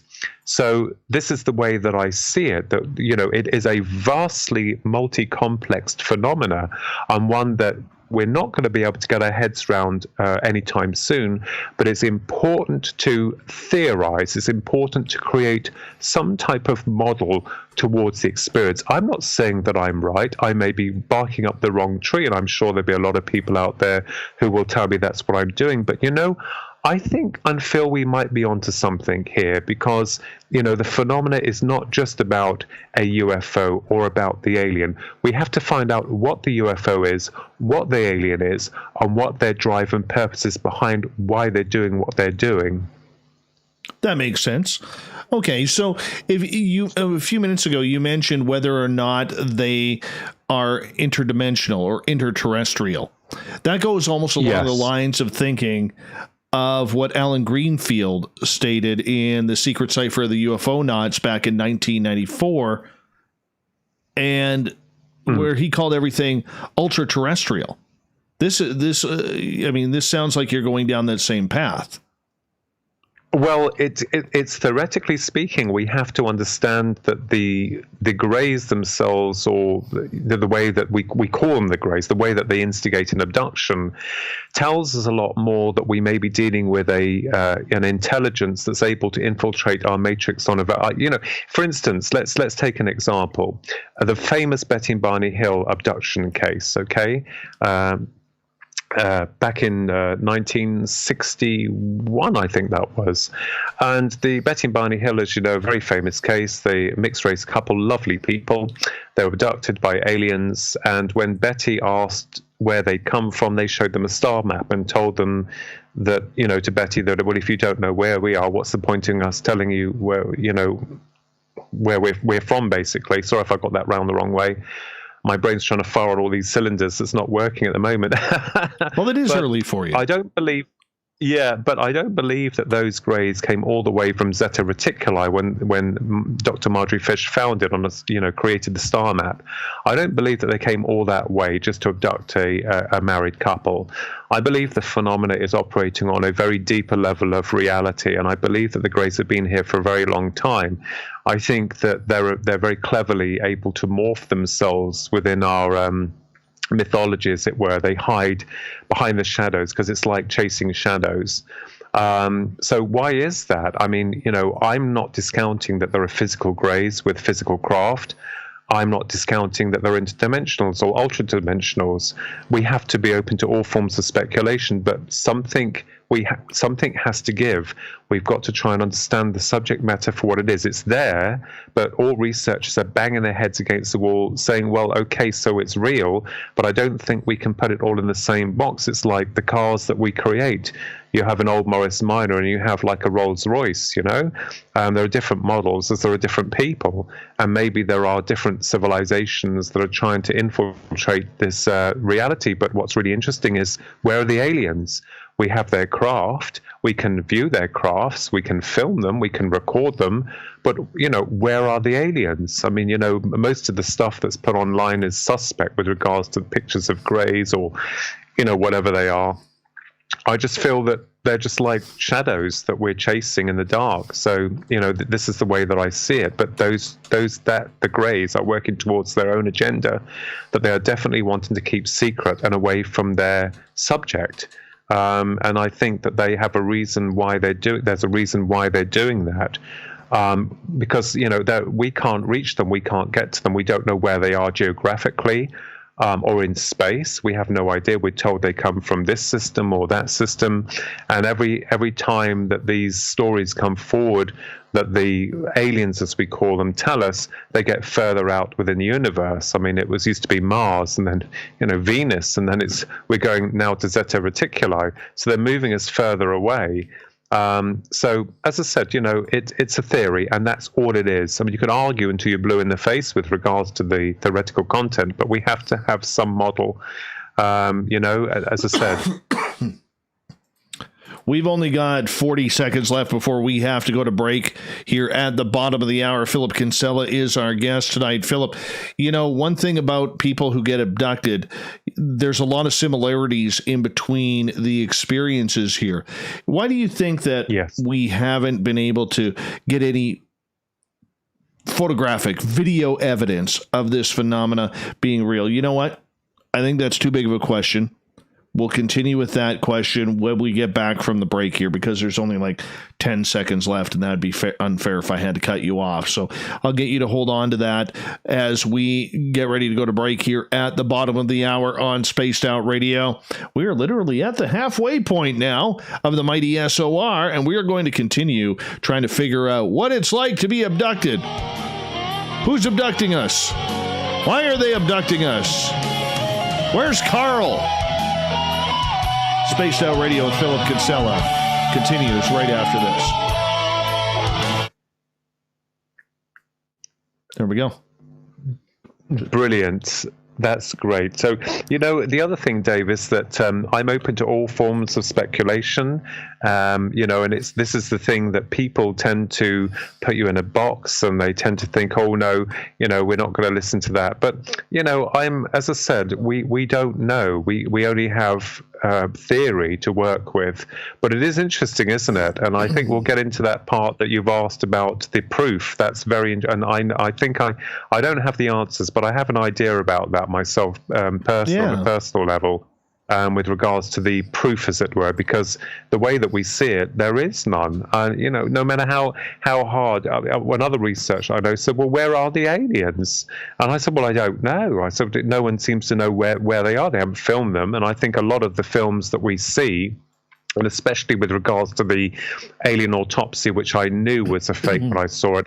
And I know also, I'm not going to get into that because that just creates a lot of arguments with people, but I know Spiros Malaris, who was behind that, master magician here in England, and with Ray Santilli, I don't know him, but I know that he orchestrated that, along with Philip Mantle, the British, he was brought into it, making out that it was all real. Philip Mantle thought the whole thing was real.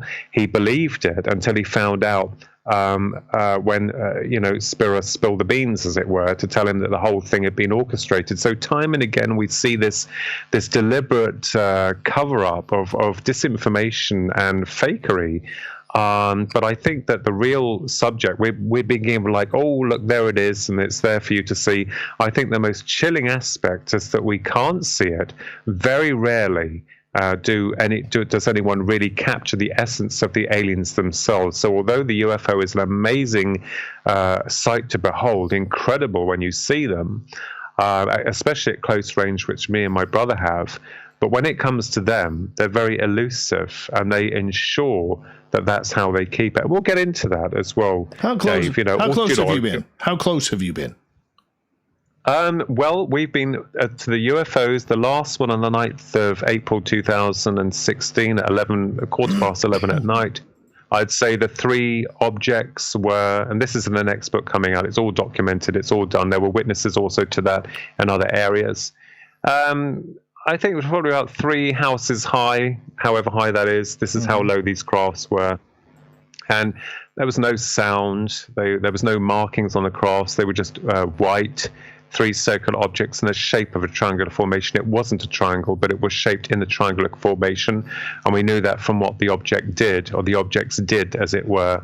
But there was no sound. And the other thing that was really interesting was the fact that when they appeared, you know that feeling you get, Dave, when it's just snowed and there's that quiet. Yes. We didn't lose any time. There was no time loss at all. But what was interesting was the way that the whole event was orchestrated.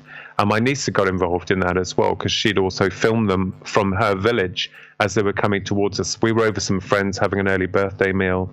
And basically, my sister and my niece drove back to the village where they lived, and my niece dropped her mum off. And then, of course, I drove my brother back to our place here.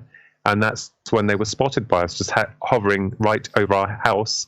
And there was no one else around. No one. Absolutely no one. No one walking their dog. No one coming back from the pub. Nothing.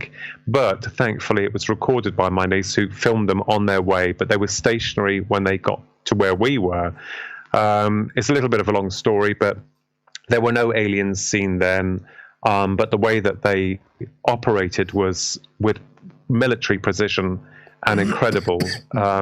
And you're trying to explain that to people, and you're like, oh, yeah, you've seen a UFO. And when you present the evidence, when you have, and the film footage has been analyzed, thank God, by an expert as an unknowns. But when you actually present the evidence to the table, it's like no one's interested. But what's interesting, Dave, is the fact that people are more interested years afterwards. It's like they come looking for you, saying, oh, and you think, well, it happened then. Why wasn't, do you see what I mean? It's almost like we've got to go, people love the stuff in the past, but they don't want to deal with what's happening with regards to what's the future events of what's happened there and now. It's like, no, don't want to see it, can't see it. And it's like, well, that's weird. It's like, well, that's real. There we are, but they don't want to know it. And it's like they'd rather believe in something that's old or is no longer, around anymore. Like Roswell, I mean, that's become a legend, and then a myth and a legend. I think dealing with a subject when it first starts in its rawest element is the most important part of any investigation. Get it while it's early. Look at the facts and not all the other people that come in and muddy the waters later on. So it's really interesting. And as I said, I'm really looking forward to that project coming out, because that was what I'd like to do, Dave, is send you a copy of that book when it comes out. So I must have you, if you can do me a favor. And I'm not one of these bullshit researchers that promises things. I do what I say. Hold on, so you have to friend. send me your address. I will. Hold on, my friend, because we got to get going here. Okay, cool. We got to get going. Yeah, I'll send you my address. Thank you.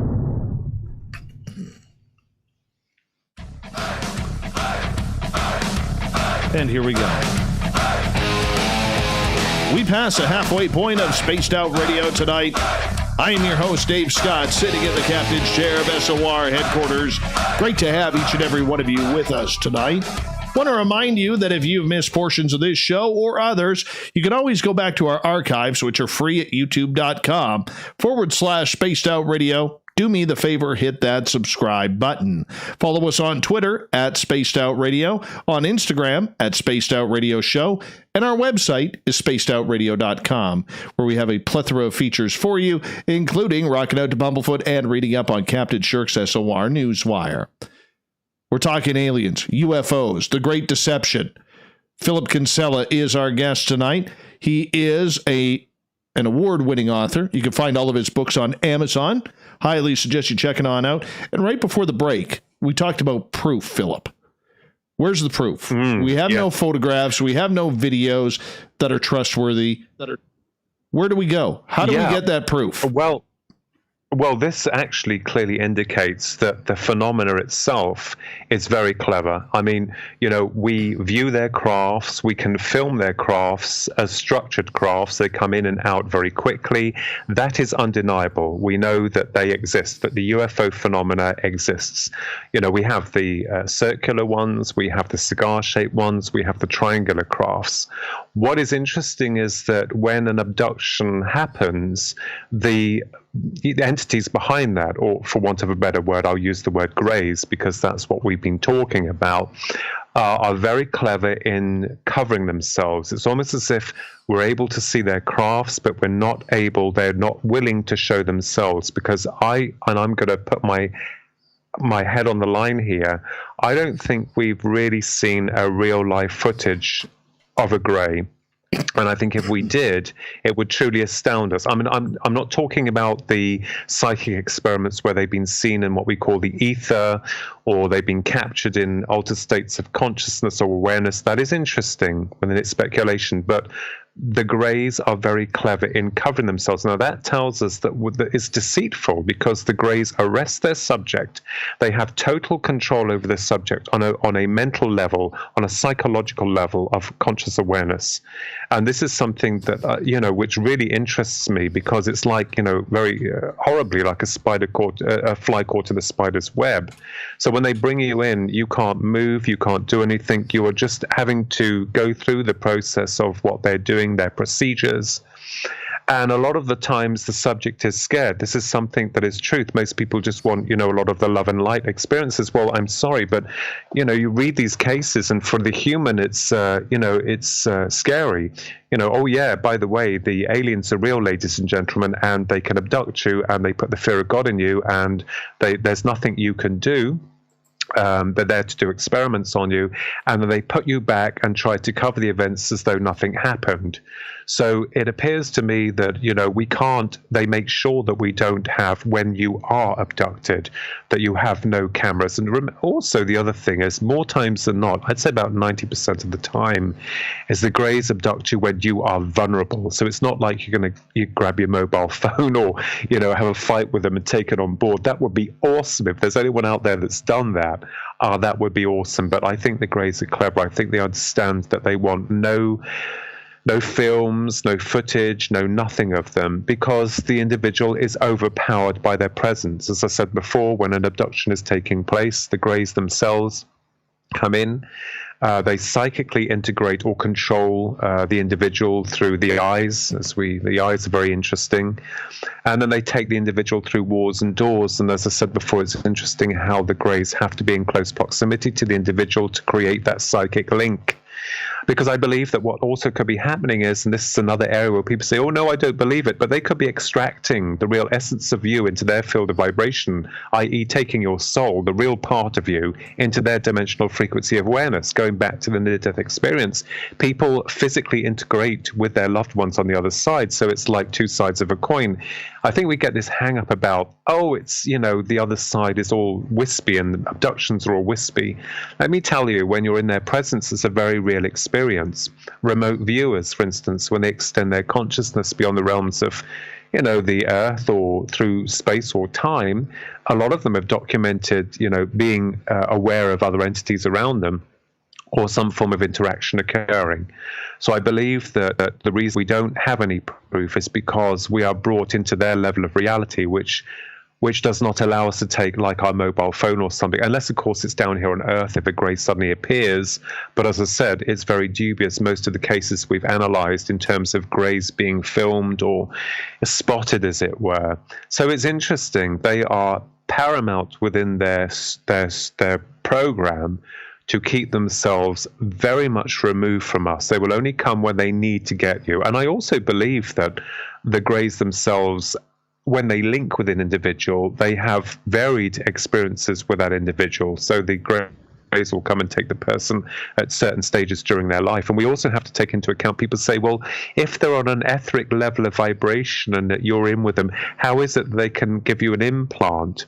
Well, let's go back to this whole process and idea of thought. The mind is a very powerful entity. We're all connected, I believe, to a greater mind. We're all linked like the hub to a mobile phone network. I believe that anything that is brought through that link on a psychic level can eventually manifest into a physical reality.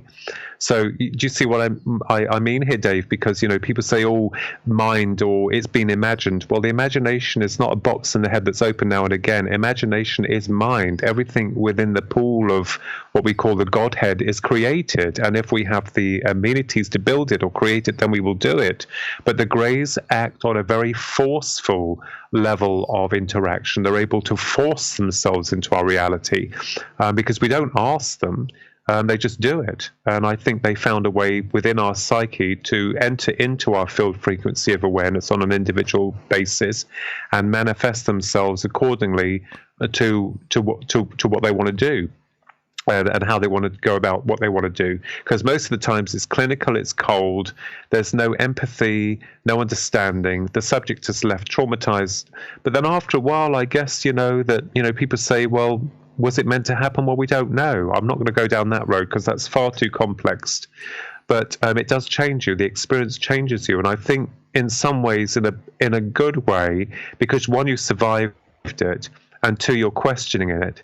And it seems rather ancient to me. The phenomena seems quite old, or the Greys come across as very old. So, the other question is, are they some form of creators? We don't know. As I said before, are they from the past? And people think they're from the future. They could be from the past. We just don't know. I'm not so sure about us coming back from the future as Greys. I'm open to that, but I'm kind of have a hard time understanding that. Why would we come back to harvest stuff here if we've destroyed ourselves in the future? I don't know. I'm not sure, Dave. I mean, that's something I'm not really sure about. Okay. There are other species, though. You've been focusing a lot about the Greys. What about the Pleiadians, the Arcturians, the Archons, the Anunnaki, the mantid beings, the reptilians? I mean, we have a lot of this going on right now.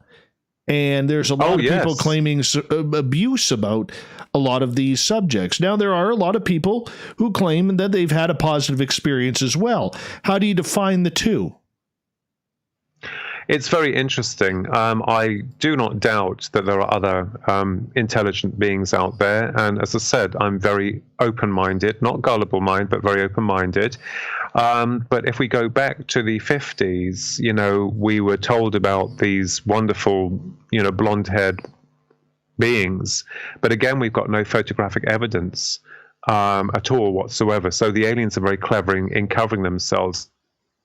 As a kid, it wasn't like, people in the media automatically, bring you down by saying, he's imaginative, he's got an imagination. Well, thank God I have. He writes children's books or, fiction and he's into science fiction and Doctor Who and all that. And I think to myself, I know where this is going. Where this is going. But when I was a kid, I remembered that I wanted desperately to meet beautiful people on a ship that would take me away. That never happened, Dave. But what I'm saying is I think that the experiences are very real. They are real, and they integrate with the individual on a personal level of their soul growth or their soul development. We just don't know. As I said before, I can only speak from experience. I understand that there are other beings out there. But what's interesting is that when there is interaction with individual, it's personal to them, it's unique to them, and it changes them, Dave. It changes them on a very deep level. There are positive experiences. I don't doubt that. I think that is amazing. But we still have no understanding of what we're dealing with, even from the positive or the negative. It's like, well, where are they? This is the thing. And another researcher that a good friend of mine, Neil Geddes Ward, said, where are the aliens? We know they're real, but where are they in terms of like pictures or photographs? There was one dubious character that I won't mention that made a lot of the public believe that he was in touch with these love and light beings, and they found out that the photographs were of normal people here on Earth. So, this deception continues, and even from the very people that you're looking towards to reveal the truth, and more times than not, you get people coming forward, and then they've made a sham of the whole thing, and then the person says, "Oh, it's this group or this organization trying to denounce me." No. I'm not saying that with other researchers' work being compromised, but I'm talking about contactees. Most of them in the 50s were very much, some of them very famous as saying they've had this and they've had that. And when it came to it, a lot of lies were being spilled out. So you can tell the genuine cases from the not so genuine, because we have to ask questions. I know it's very distressing, but we've got to be honest with this. We've got to be down the line with this. We've got to look at this objectively. But yeah, I don't know. Look at the Calvin Parker case, Calvin Parker and Charles Hickson in Pascagoula. I mean, the creatures that abducted them were like nothing that's ever hardly been reported before, and yet that was a true experience, Dave, for those two individuals. What happened to them in Pascagoula was very real to them, but it seems that the phenomena operates on a level and integrates itself in a way that is unique to the experience themselves. So it could be that we're looking at something that's far more than, say, the Greys or whatever. Maybe it's something much larger. The reptilians, oh yes, I absolutely believe in them, and as I said, they are real, and there is, and this is where it gets a little bit complicated, because you're trying to put attachments to everything on different levels and different subjects. I speak of the Greys because they were the ones that I had an experience with. There were 3 reptilians, but they hardly had anything to do with it. It was a very negative, very distressing experience that I had that, put the fear of God in me. But I think after that, like Whitley Strieber, you go through that experience and then you kind of like start to learn from it. Or try and get your head around it. And, Whitley brought through his own theories, theoretical applications. They are true to him, as mine are to me, as yours are to you, Dave. You see what I mean? So I think on an individual basis, this is why we're trying to cram it in one box and it won't fit. This is why we have to look at it on a wider spectrum of understanding and belief, as it were. Okay. So with, with that, all right. Yeah. The popularity is the threat. Okay? Yes. The popularity is the negativity. The popularity is the anal probing of the aliens. The popularity is the implantation. The popularity is the callous way of the way they conduct their studies, if we could call them that. Okay? We also now look at the United States government, threat phenomena. They're calling everything a threat phenomena. Everything is about threats. How much of a threat are we actually facing here on this planet? Because there's a lot of people out there, myself included, who are getting very sick of the word threat. I think, to be honest with you, we have to, if we're not educated in something, then we're going to fear it. That is evident. With UFO phenomena, the powers that be have kept this from us. That doesn't help us. If they've been open and given everything they understand to the general public, then we may have a greater understanding of what we're dealing with. But they haven't, and they won't. And, this whole threat thing does get on my nerves as well, too, Dave. I agree with you, because it's like, we're now living in a system that is so containing our mental processing. It's unbelievable. Fear, programming, and threat. That's all you hear about. At the end of the day, we may have this all wrong. Maybe the different species coming here are trying to awaken us, or making us face those fears in order for us to awaken, because that without any form of experience, we've got no way of measuring or understanding the journey. So I believe that the system that we serve here, our very own humankind, if you want to call it that, most of them, they are intent in subjugating anything that is outside the norm. So someone somewhere knows the reality of this to a degree of what's going on, and that the mere puppets that are orchestrated down the political lines are serving their masters. And it really annoys me that, good folk like you and many of your listeners who have their beliefs, their hopes, their desires, their lives, we're all looking for the same thing. We're looking for our answers. It doesn't mean to say that we're all on the same page with this, but, at least we can embrace and help each other in understanding that there is a phenomena, it is real, and let's admit that we still don't know what we're dealing with. We have a lot of theoretical ideas, but we're still no nearer in understanding what we're truly up against. And let's not forget also that there are also disturbing cases to this. I mean, I absolutely believe in the love and light experiences. I believe that there are entities who are very kind and come in on different levels of awareness. We also have to look at the angels. May I just say here, the angels, spirit guides, all those type of entities which work for the betterment of humanity. But when we're dealing with another aspect of a phenomena, this is the thing where the system is intent in shutting us down, because I think a lot of it, most of it is very disturbing to a degree. Going into cattle mutilation and those areas that I've also looked into, as well as another area which is too disturbing to mention here. But at the end of the day, the system, yes, threat. We, the people, pose a threat to the system, because the system knows that we're more powerful, or we can be very powerful, but they will continually, promote this whole media garbage and poke fun at the whole subject matter. Individuals that go on TV or national TV or whatever, and that they're poked fun up. So the system will do this. And I remembered, this will make you laugh, I remember watching a program, about UFOs many years ago, and that primetime TV this was. And there was a lady on there going on about her abduction and how she was taken to the moon. And the Greys were with her, and they were dancing and having a great time, all minus the spacesuit.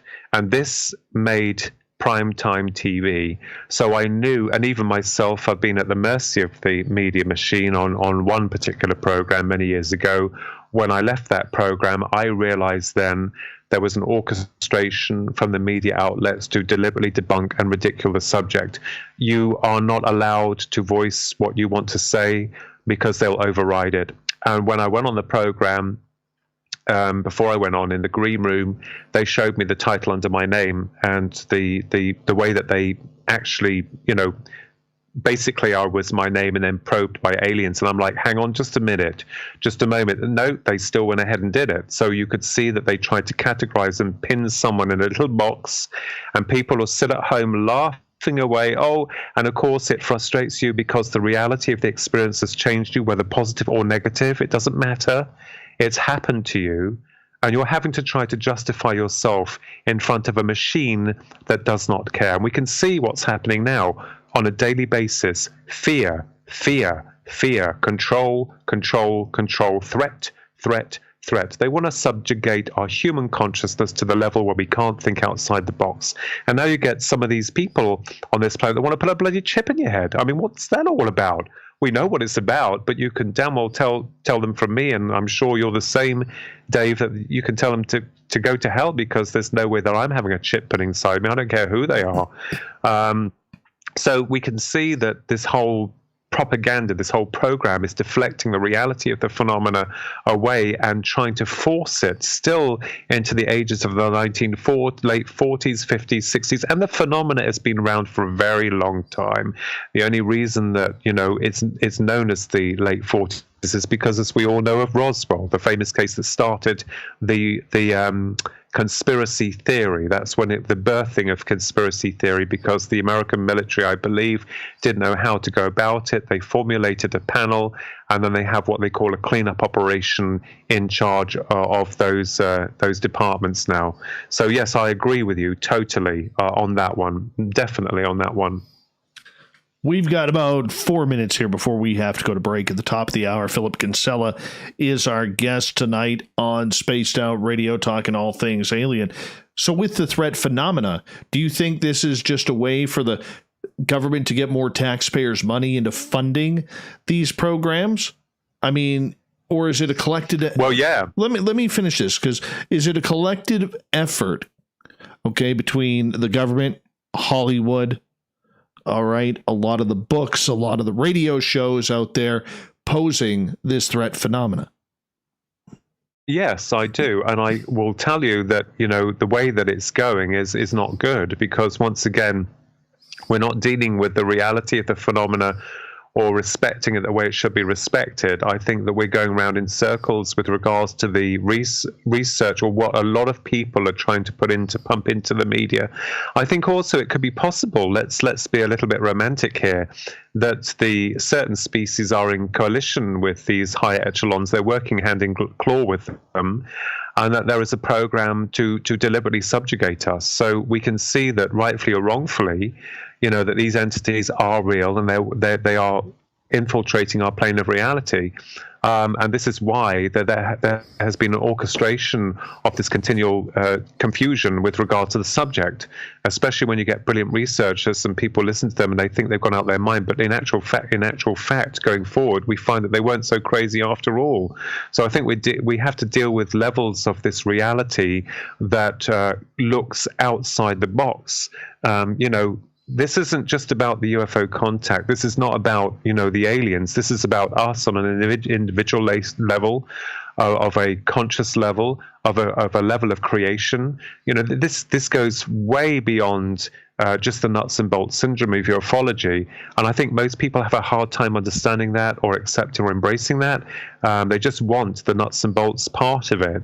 But there is a whole lot more to this. I really absolutely confirmed that this goes much, much deeper. And there's a lot of organizations out there deliberately intending to misinform the public and also, make a lot of money from it. I think that, there is an agenda to silence the public and also researchers on a monumental level that we can see. And it's horrible. It gets quite nasty. People, even in this circle, or this connection with ufology, it gets quite nasty, Dave. I'm sure you've seen that yourself, haven't you? I have. This is what makes me wonder. And this is what also leads to a lot of the infighting we see on places like social media, like UFO Twitter. Yes, yeah, absolutely. Yeah, a lot of people, you get people who downright don't believe, that's fine. But you get other people that deliberately plant misinformation or discredit an individual.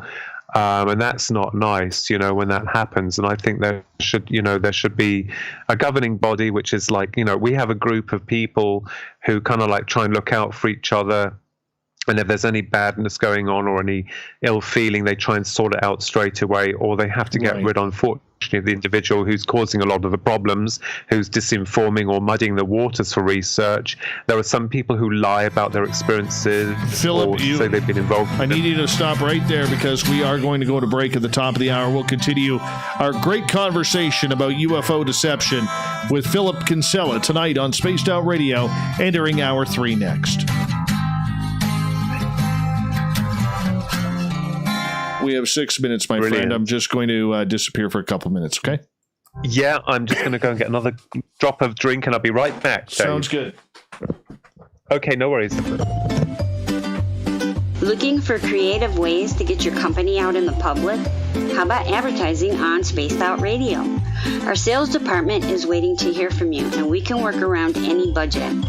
From commercial spots to banners to special promotions, there are many opportunities to get your name and product out to our SOR listeners. For a price guide and more information, please contact us at sales@spacedoutradio.com. The party is always on at the Moose Vancouver. The Moose Vancouver is where you want to be when visiting Canada's West Coast. Open until 2 a.m. nightly, the Moose cranks up the rock while serving some of the best rated food in the city. The menu starts at $6.95. Why party anywhere else in Vancouver when the Moose is right there? Get your horns up and rock with the Moose, the official party bar of Spaced Out Radio. We are scouring the world for the most intriguing stories of your day. Take the time to read up on the SOR Newswire, where our team, led by Captain Shirk, will deliver to you some of the best paranormal and supernatural news, along with some stories that will blow your mind from the weird to the wacky. It's the news outside the news that piques interest, and that's what we're looking to deliver to you. The SOR Newswire, only at spacedoutradio.com. Hey, space travelers, this is John Resig, founder of the Chive and Chive Charities. If you know anything about our website, you know we like to do things a little differently. We're not some faceless organization collecting money for a nebulous cause. Our donor dollars go directly toward life-improving items. Then we give those items directly to an underdog who needs it most. To become a donor with Spaced Out Radio's official charity, Chive Charities, just go to chivecharities.org/donate. I'm feeling a little spicy tonight. What to do? What to do? Why not get bumblefucked? 4 million Scoville units of pure hard rock. Bumblefoot hot sauces come in 3 flavors. The burning bumble. Tone it down a bit with Bumblicious and throw the sauce on everything. Spice it up. Bumble me, baby. Bumblefoot hot sauce. Get it today at kajans.com.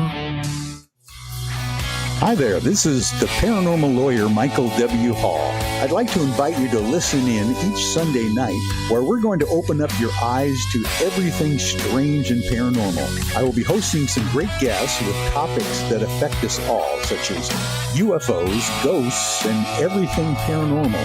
Let's learn together on Spaced Out Radio Sunday with myself, Michael W. Hall, the paranormal lawyer at spacedoutradio.com.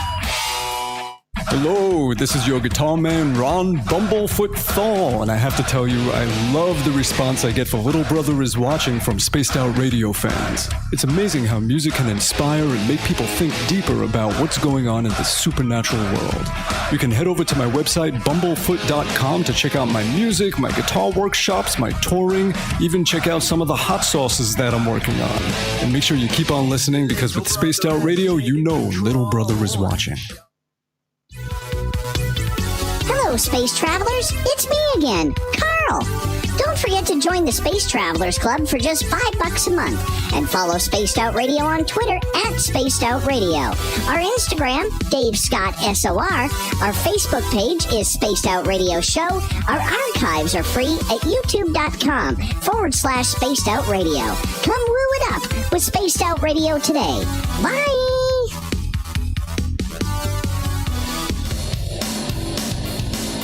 We all know on Spaced Out Radio we love a good beard and mustache, so why not take care of your facial hair with Mighty Moose Beard Oil? Made in Canada, we're taking care of beards and stashes around the world. Is this the last half hour, Dave? Is this the last half hour that we've got? Right, Yes, what I'd like to do is explain a little bit about a psychic experiment that we performed, and we summoned a UFO in Rendlesham Forest. I won't go in disproving beyond, and we may also, there was a case of a reptilian man, I won't go into detail, that was documented by other people, namely Brenda Bartler. I cut a long story short, I read a book called Skycrash Throughout Time with the original investigator of that case, and there was something truly bizarre. So we're dealing with really weird and wacky stuff. I mean, and it's real. This is the thing. This is the exciting thing about it. It's actually real. It exists. And this is the amazing thing about it. So I'll go into a little bit about the UFO that we had summoned back in 1998. At Rendlesham, with an experiment that we performed. And again, no one wants to know about it. It's like, it's not like you're shouting and calling out, look at this, but it actually happened. But more people are more interested in the main events. They don't want any of the other events. And that's what we were criticized with the book. I couldn't believe it. We were attacked because people wanted I met Colonel Charles Holt. He's a lovely guy. And Jim Penniston and the others. But the people want that. They don't want the stuff that happened before or afterwards. It's like, it's really crazy. It's just astounding. All right, let's do that. We got about 45 seconds here before we come back. So it's going to be good. I've really enjoyed myself. Thank you so much, Dave, for having me on board. I really enjoyed it, and I've enjoyed every minute of it. Well, I'm just glad that you took the time to wake up early to do this with us. So thank you. Well, I'm very honored for the interview, and it helps a little bit with getting your word out there and joining with other like-minded people. That's what I like, reaching out to people to share in the experience. And I'm always there for other people as well. So it's a wonderful connection and a lovely community.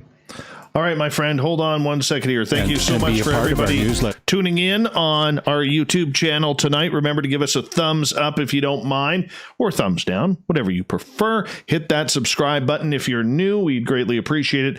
Here we go with hour 3. Hey, Philip, when we get to the break at the bottom of the hour, just hold on until we go to break, okay?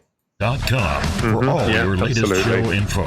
Now, back to Dave Scott and SOR. Third and final hour of Spaced Out Radio is underway tonight. Thank you for tuning us in. I am Dave Scott. We welcome back everyone listening in on our terrestrial affiliates around North America and digitally on TalkStream Live and Revolution Radio. All of our archives are free by going to youtube.com/Spaced Out Radio. Just do me the favor, hit that subscribe button. The Desert Clam has set the password for tonight in the SOR Space Travelers Club. Dialogism. Dialogism is your password. Use it wisely, space travelers, as a clam sets a password each and every night right here on Spaced Out Radio. Our website is spacedoutradio.com, where we have a plethora of features for you, including rocking out to Bumblefoot and reading up on Captain Shirk's SOR Newswire. Follow us on Twitter at Spaced Out Radio and on Instagram at Spaced Out Radio Show. For the final time tonight, we introduce our guest, Philip Kinsella. He's an award-winning author. You can find all of his books on Amazon. We're talking UFO Deception tonight, but we're going to kind of change gears right now. We're going to get into summoning UFOs. You did an experiment with this, Philip, a few years ago. Yeah, in 1998, we were involved in a lot of research at Rendlesham. And, of course, we met with the prime investigator, Brenda Butler. And my brother, my twin brother Ronald, and myself and Susan, a friend of ours, had performed an experiment. We'd be going backwards and forwards to the forest and seen some strange things. This is in Suffolk in England. It's about a 2-hour drive from where we live in Bedfordshire. And we had done an experiment at home before we got into the forest on this particular occasion, calling psychically to whomever to reveal themselves to us. You know, it was an experiment. We thought we'd do it. We'd try it and see if it worked. And ironically enough, we called it Calling Occupants, which was from the famous song by the brilliant and wonderful late Karen Carpenter. Anyway, a week later, we go to the forest. And we sit in the field where the original craft was supposed to have arrived at. And we meditated under a full moon, clear sky. I think this was around about 9:45 at night.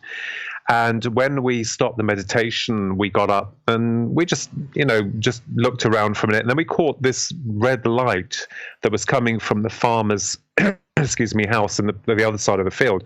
And we thought, crap, we've been seen by the farmer. He wants to chase us out of the field because there's a big field opposite the forest. And so we started to run back, and then we realized that the light was coming closer towards us, and then it shot across the field, which was half crop and half just barren land. And then it disappeared, and we thought, wow, that's amazing. But that was the only start of it. The next thing that happened was that there was this flash of light above these trees, and this object, which was like a triangle, a perfect triangle with a gap and a circular undercarriage. So it looked like a witch's hat, but where the rim is, it's separated, and it was lit up like a jewel. It just appeared, it didn't move, and the top half rotated one way. The bottom half that had a row of blue lights around it moved the other way. So it was kind of like, operating like a clock, as it were. There was no sound, and I couldn't believe it. I thought, oh my God, what is that? So after I confirmed with Susan and Ronnie what it was, tell me that you're seeing a pyramid, tell me it has a circular undercarriage, tell me it's lit, tell me it has a bank of blue lights, then I started, Dave, to run towards it. And I ran through the farmer's crop, and of course it was wet. I mean, it was a clear night, but all coarse crop. And my jeans were getting soaked, but I just kept running like a crazed hominid towards it. I mean, I must have been out of my mind. There was a part of fear and a part of excitement to find out what this was. And, people say, oh, it was it. No, it was exactly as I describe it. And it was quite large. And as I ran towards it, getting nearer and nearer, I couldn't believe it. There was no sound. There was no, aliens, as it were. And when I got under it, I remembered I tripped, fell, and the object went out like a light, like somebody just switched off the light switch. And I fell to the ground and took in a load of dirt. And I remembered I laughed, and then I started crying because I thought, no one on this planet would ever believe you. Now, there are these hotspots around certain areas. People call them portals or dimensional doorways.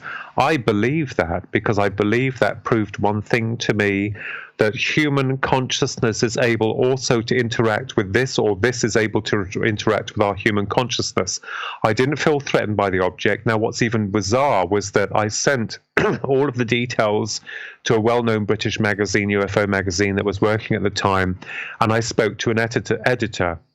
There's no conspiracy to be had, but it was strange how I couldn't pronounce the man's name, no matter how many times I asked his name, something like Bream Forbes, to send it to him, and that he would send them to my good friend Peter Robbins in America. Well, nothing happened. We sent everything, and there was no more said about it.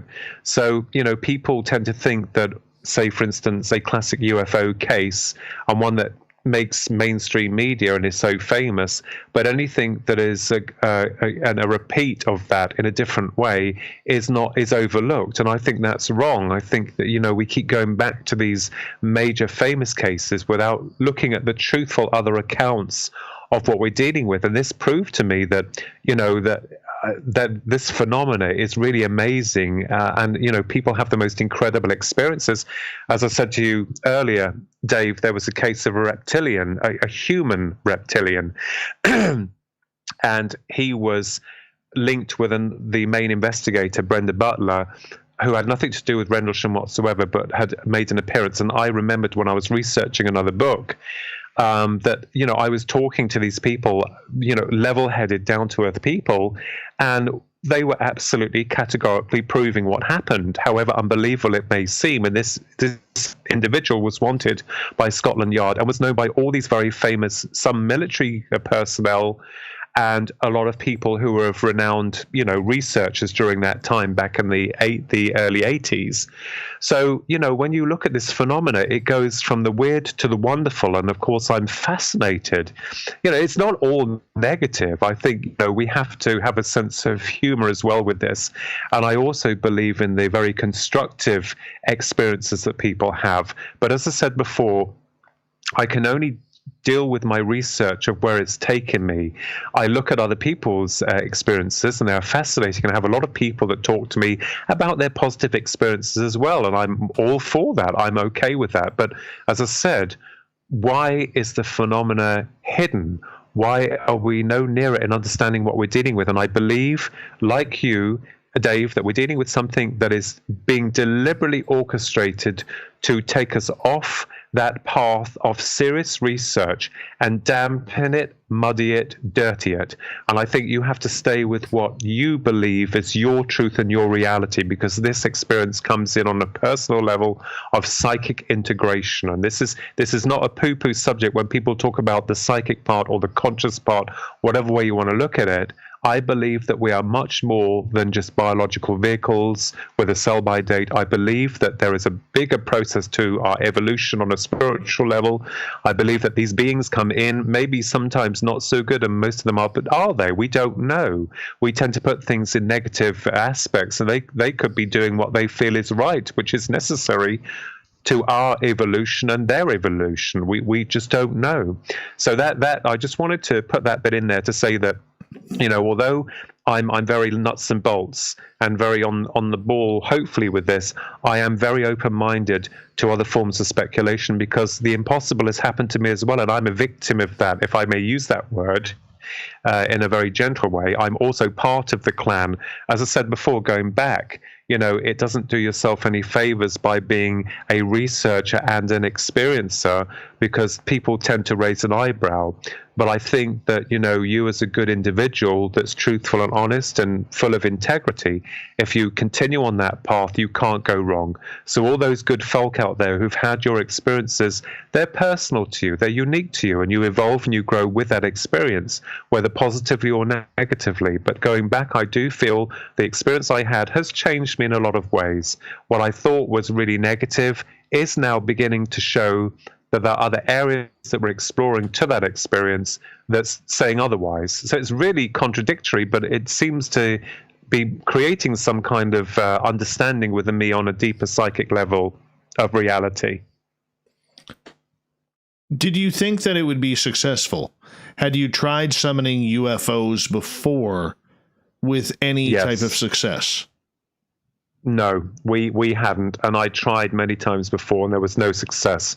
But what was really weird is that I believe that if there's a calling in your soul, if there is a genuineness, you want to reach out, you want understanding. I think that something happens. I think that on a psychic level, that there are other intelligences that are aware of that, or they connect with you on that psychic level, and they're able to come into our physical reality by manifesting themselves into the form that they best can, they know how to, or which is their original appearance. I mean, if UFOs going back, we've got triangles, circular crafts, cigar-shaped crafts. Which craft belongs to what entity? We don't know.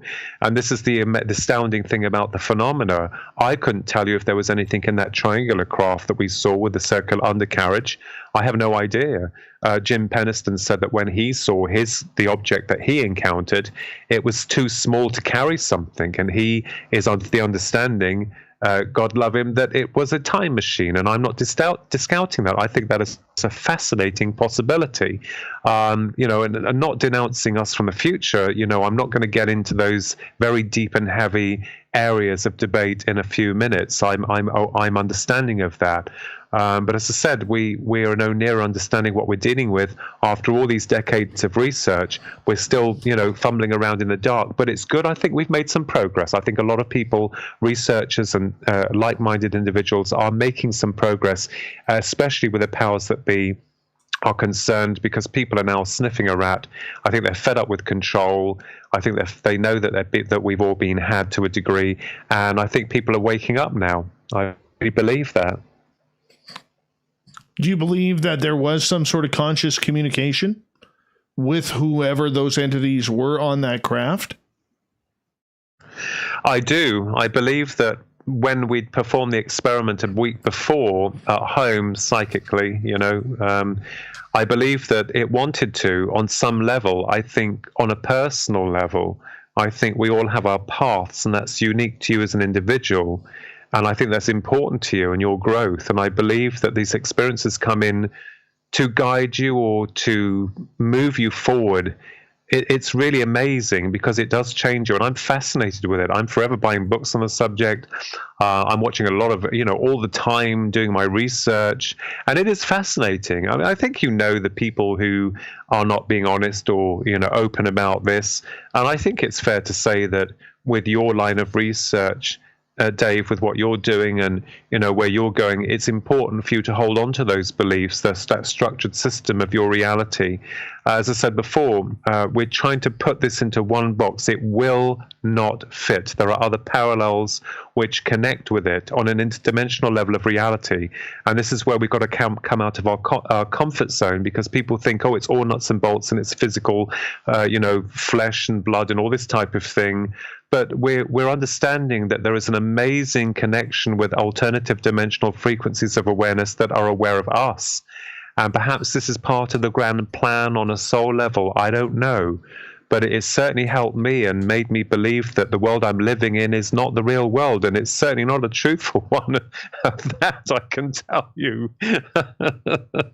No, I mean, it is different. I mean, when you have that type of communication, it's very difficult to make it happen again for any type of plausible scientific experimentation. No, absolutely. We tried and we failed. And it's like, all I can say is that even at the time that the object had appeared, we had no expectancy of anything really happening. And I think it sometimes catches you off guard. I think, if we sat there and I thought, well, I want this to happen, it wouldn't happen. I think if we went with an open mind, it's rather like a lot of things that we do in life. If we're hoping and wanting something too much, it never happens. I think once we release that energy within ourselves, then maybe the universe or the universal consciousness is able to connect with us on the level where we're not so blocked or so needy or wanting. It's like holding a bar of soap. If you hold it too tight, it'll slip out of your fingers. So I believe that, trying to replicate that experiment, I don't think we could ever do again. And this is where it has you, because you get a team of scientists come and say, right, recreate the experiment for us. And if you fail, you've got mud on your face. So as I said, it was an incredible experience. Another one that I shall never forget. For as long as I live. But it's interesting how most people are not interested, as I said before, in cases when they actually happen or at that moment. People come back 2 years later saying, oh, can you tell me about what happened then? And I'll say, well, yeah, and it's really weird when you bring evidence to the table, such as it is in regards to photography that happened on the film footage, on the 9th of April 2016, the last time that my brother and I saw the UFOs along with other witnesses, and that's in the next book. No one wanted to know. It was like, no, not interested. No, oh well, there it is. And you're like, hang on a minute, the objects are there, you can see them, analyzed, and a lot of people witnessed them, and I had someone else come forward with photographs of these objects. But it's weird, isn't it? It's like, no, we want to deal with stuff that's happened in the past and not at the present. I guess most of the time in life we're doing that. We're thinking about the past, or we're moving into the future, and we're not really thinking about where we are at present.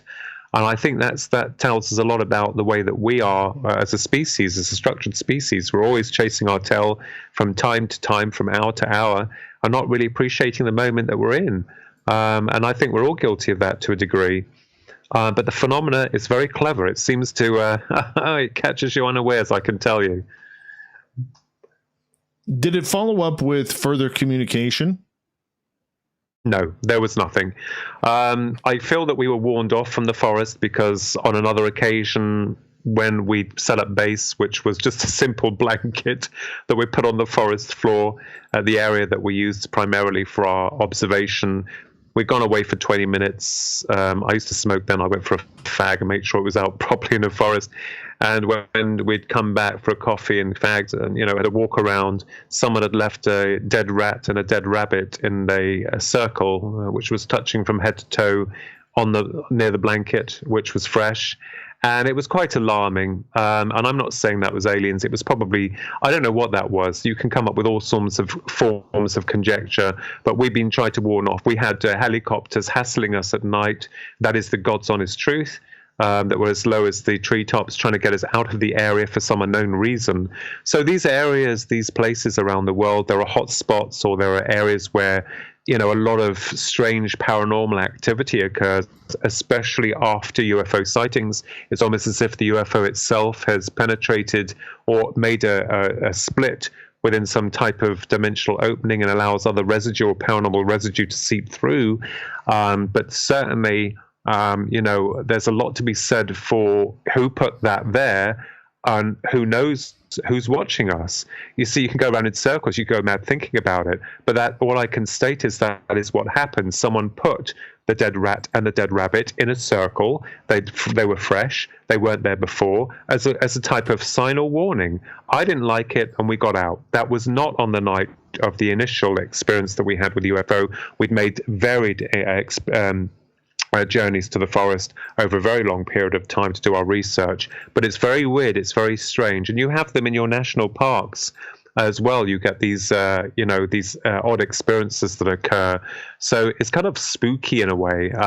When I go back there, well, I'm in my 50s now. I don't think I'd have the energy to run around to field like, some mad researcher. But it was fun. I enjoyed every moment of it. It was amazing. Yeah. We've only got about 4 minutes left with you tonight. And this is a show that has been just phenomenal. And I appreciate you taking the time for our audience, for sure. When you look forward, say, to the next year, couple of years, in regards to the communication you have had with extraterrestrials and craft in what we're seeing in today's ufology, are we close to an answer here, or do you still think that there's too many games being played? I think, Dave, there's too many games being played. I would love to say, yes, disclosure's coming. We're going to be told all that there is to know about what we're dealing with. I don't think so. I think it's going to take a lot longer within this. And I know there are some good souls out there trying to push for that disclosure, but, it just becomes some type of almost like a corporation, or it becomes like a banner of truth and everyone's got to follow it. But I believe that it's going to take a long time for us certainly to get our heads around, one, the phenomena, and two, why it's happening, and three, what is happening, because we're no nearer understanding it. All we have is theoretical application. And as my brother and I joked, he said to a lot of people, especially Philip Mental, what do we have after all the years? We still have a blank page, but at least we can fill that page with theoretical application, with theoretical models, and trying to understand it that way. What's interesting is when we deal with this phenomena, it definitely is going down the rabbit hole. Alice in Wonderland, eat your heart out, because this subject matter is incredibly complex, and I am fascinated by it, and I've dedicated my life, like many other people, to the research of that, to the truth of that, and I will continue to dig and to try to evolve. And I may be wrong. I may be barking up the wrong tree with everything that I'm thinking, but I would put my hand up and say, okay, at least I gave it my best shot. At least I put something out there for people to think about, even though it does border along the, border along the lines of total rejection or non-understanding from a lot of people at present. Where do you go from in the future now with your research? Where does this take you? Well, I'm not really sure, Dave. I'm working on a new book with Visitors from the Void. I've been honored to go to another conference, do a talk at the Out of Limits conference here in England that's created by Chris Evers. He's a marvelous guy. He's got a conference in September up north. And that's going to be great, because I think we've got Peter Robbins coming over. He's a great guy. I love the man. And a lot of other researchers. And I'm working on, as I said, a new book, and I've got some outlines for some other projects. When people say you're writing a book and they think it's all glamorous, but it's a lot of hard work, and it really is tedious sometimes trying to get all the facts and data together where you can. But to be honest with you, I just want to keep digging for the truth. Whatever truth that truth evolves into, I'm accepting of that, and I just hope that other people out there, the good souls, find their truths as well. We're not going to fit it all in the same box. We're not all going to see things on the same page. That's absolutely fine. And I say to people, just believe in what you believe in, and, just hold your banner of truth up and know those that are not so truthful, and just hold that close to your heart. Just keep doing what you're good at. That's all we can do. That's all we can do is continue to seek the truth. Wherever that truth may be, we don't know. But I guess that's part of the fun and the mystery of being a part of it. Philip Kinsella, I want to say a hearty thank you from all of us here at Spaced Out Radio for you coming on the show tonight, waking up at 4:30 in the morning in order to be bright and chipper to come on the air with us. That's just awesome. Thank you. I'm so honored, and I thank your listeners as well. And I'm so honored to come on your amazing show. Very honored indeed. Thank you very much, Dave.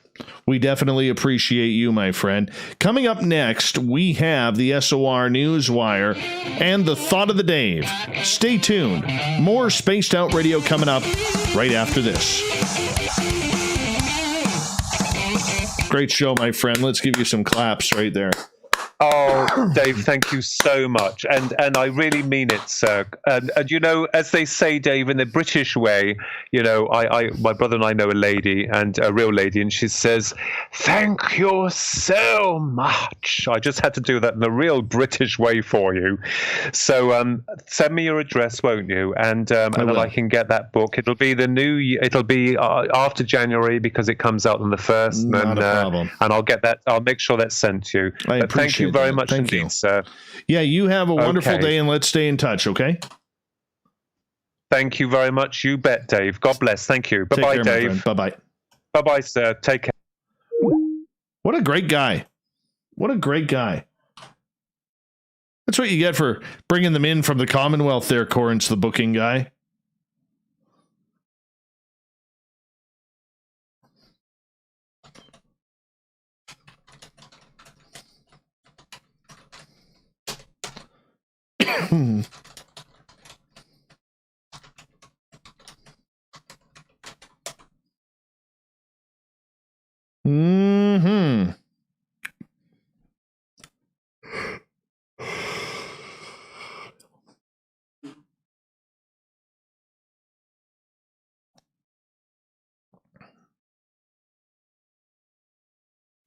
Imagine Paranormal.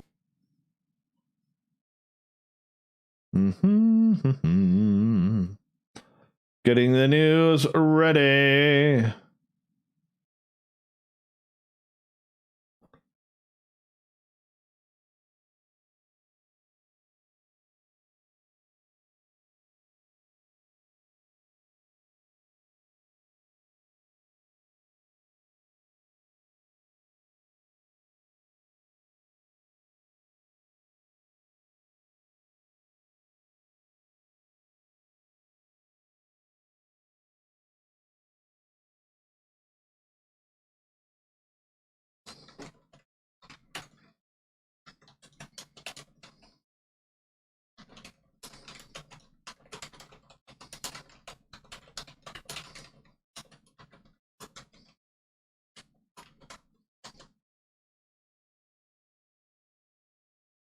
Oh, you're too kind, Denali, princess. Too kind.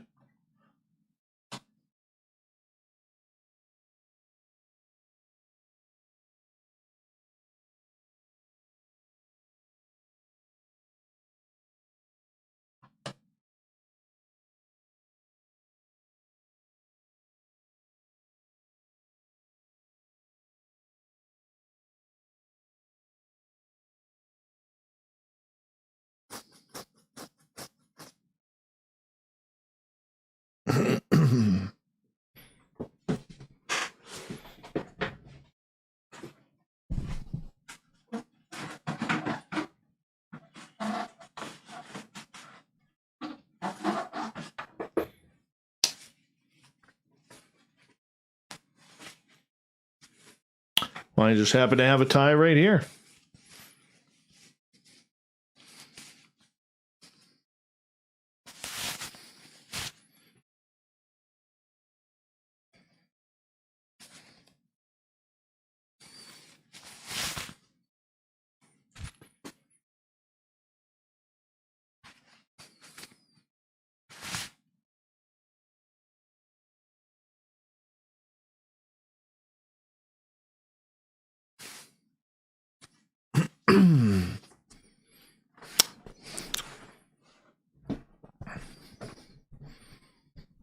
Hello, Melinda Leslie.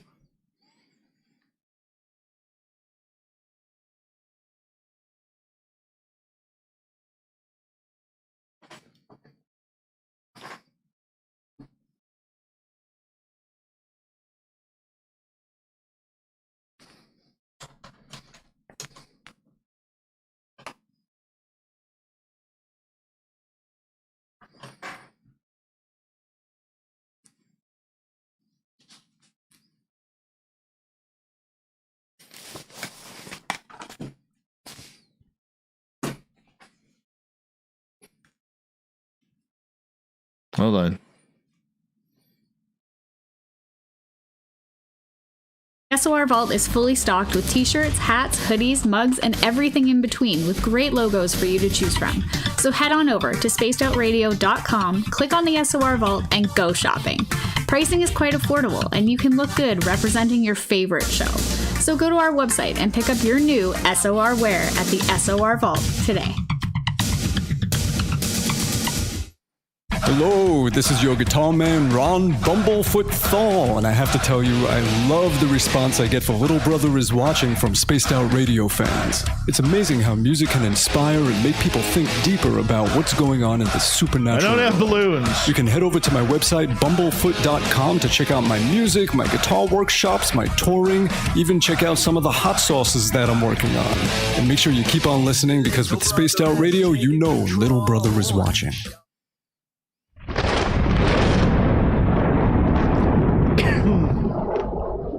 Yes, that is the Melinda Leslie.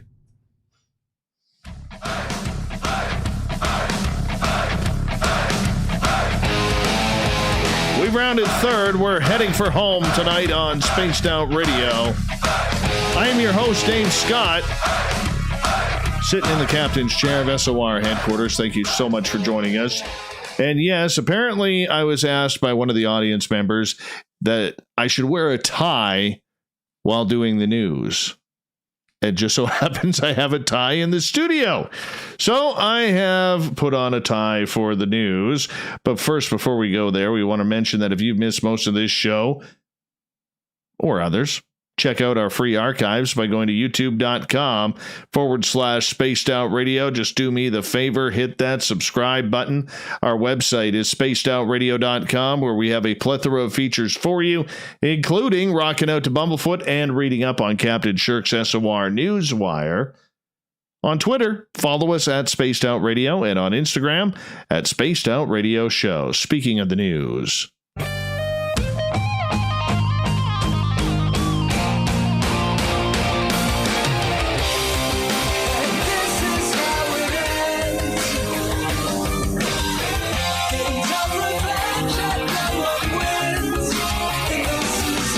The news is always changing, which is why we bring you the SOR Newswire at the back end of every show, where we get to the weird, the strange, the wacky, and sometimes the mysterious.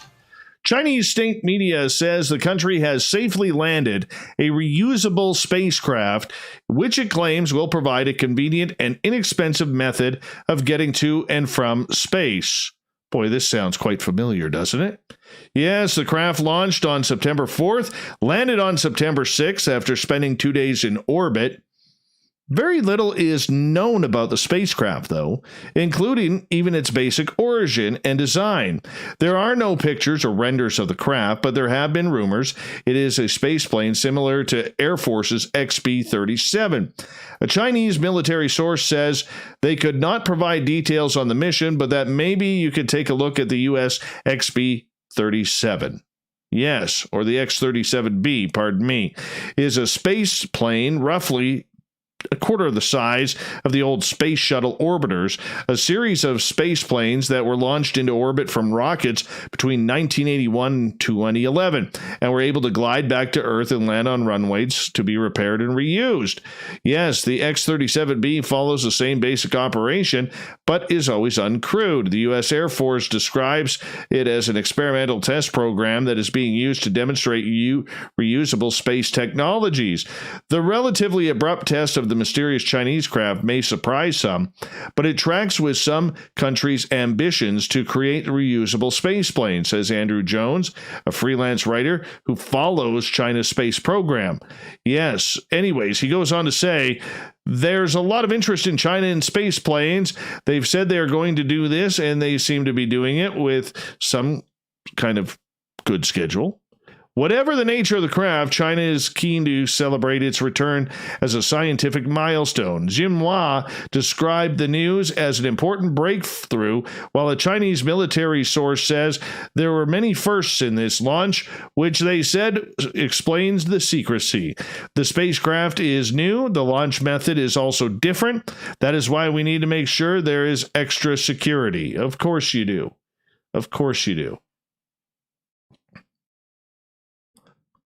The line judge, struck by Novak Djokovic's, woke up on Monday morning to find herself subject to hundreds of vile messages on social media after his default from the U.S. Open. There were discussions among tournament organizers about whether to temporarily stand down Kentucky-based official Laura Clark after the barrage of hate from the world's #1 fans. Yes, the U.S. Open was reluctant to formally release the name, but a Serbian tabloid revealed her Instagram details, leading to a barrage of deeply personal abuse. Some of the milder stuff referenced her interest in wine and accused her acting to try and get their hero disqualified. Much of it appeared to come from Serbia and the more extreme wing of Djokovic's online fan base, who are notoriously aggressive in their insults whenever they feel their man has been wronged. Well, I guess in one post, which is dedicated to her late son, a user wrote, "Don't worry, you'll join him soon," while another went, "Ha ha ha ha, yes, yes." That's terrible. Absolutely terrible. Her son died in 2008 from a bicycle accident at the age of 25. Almost every post on Clark's Instagram account going back as her first picture in September 2011 has been spammed with comments from Djokovic's fans, with many calling her sick and an alcoholic. Clark promotes a wine company in a series of different posts on her social media profiles. One user wrote, "You can drink liters of alcohol but cannot survive a small tennis ball. Bad acting. Shameless." Clark, who has worked on the main tour and in Davis Cup matches, is part of the American-only line judging crews operating this fortnights at Flushing Meadows, who are being housed in their own bubble away from the players. She unwittingly found herself tied up in the biggest controversy involving a line judge since the 2009 U.S. Open, when Serena Williams aggressively threatened Japanese official Shino Tsurubuchi after she was foot-faulted at a crucial juncture of her semifinal game. Speaking to the media, Clark said that she had previously had a lip busted by a 130-mile-an-hour serve at a tournament in Louisville. The only times we are seen by the people is when we mess up. Period. The first time you're on the big court, it is terrifying, and it's the coolest, most terrifying experience in the whole world. You are shaking so hard you could sure think that they could see you shaking. However, she said she sympathized with top players and the pressure they were under, saying there are no calls that are not significant. Yeah, no comment from Djokovic so far.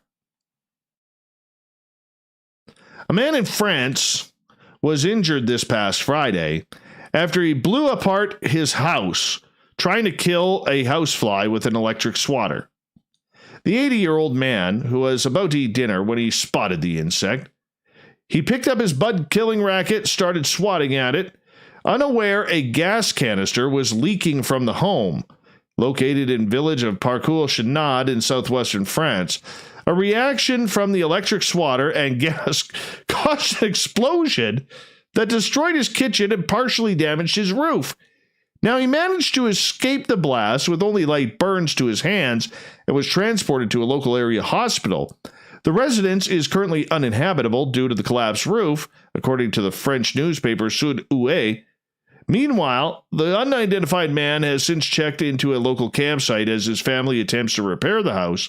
However, the mystery is, it is not clear what happened to the fly. Did it make it?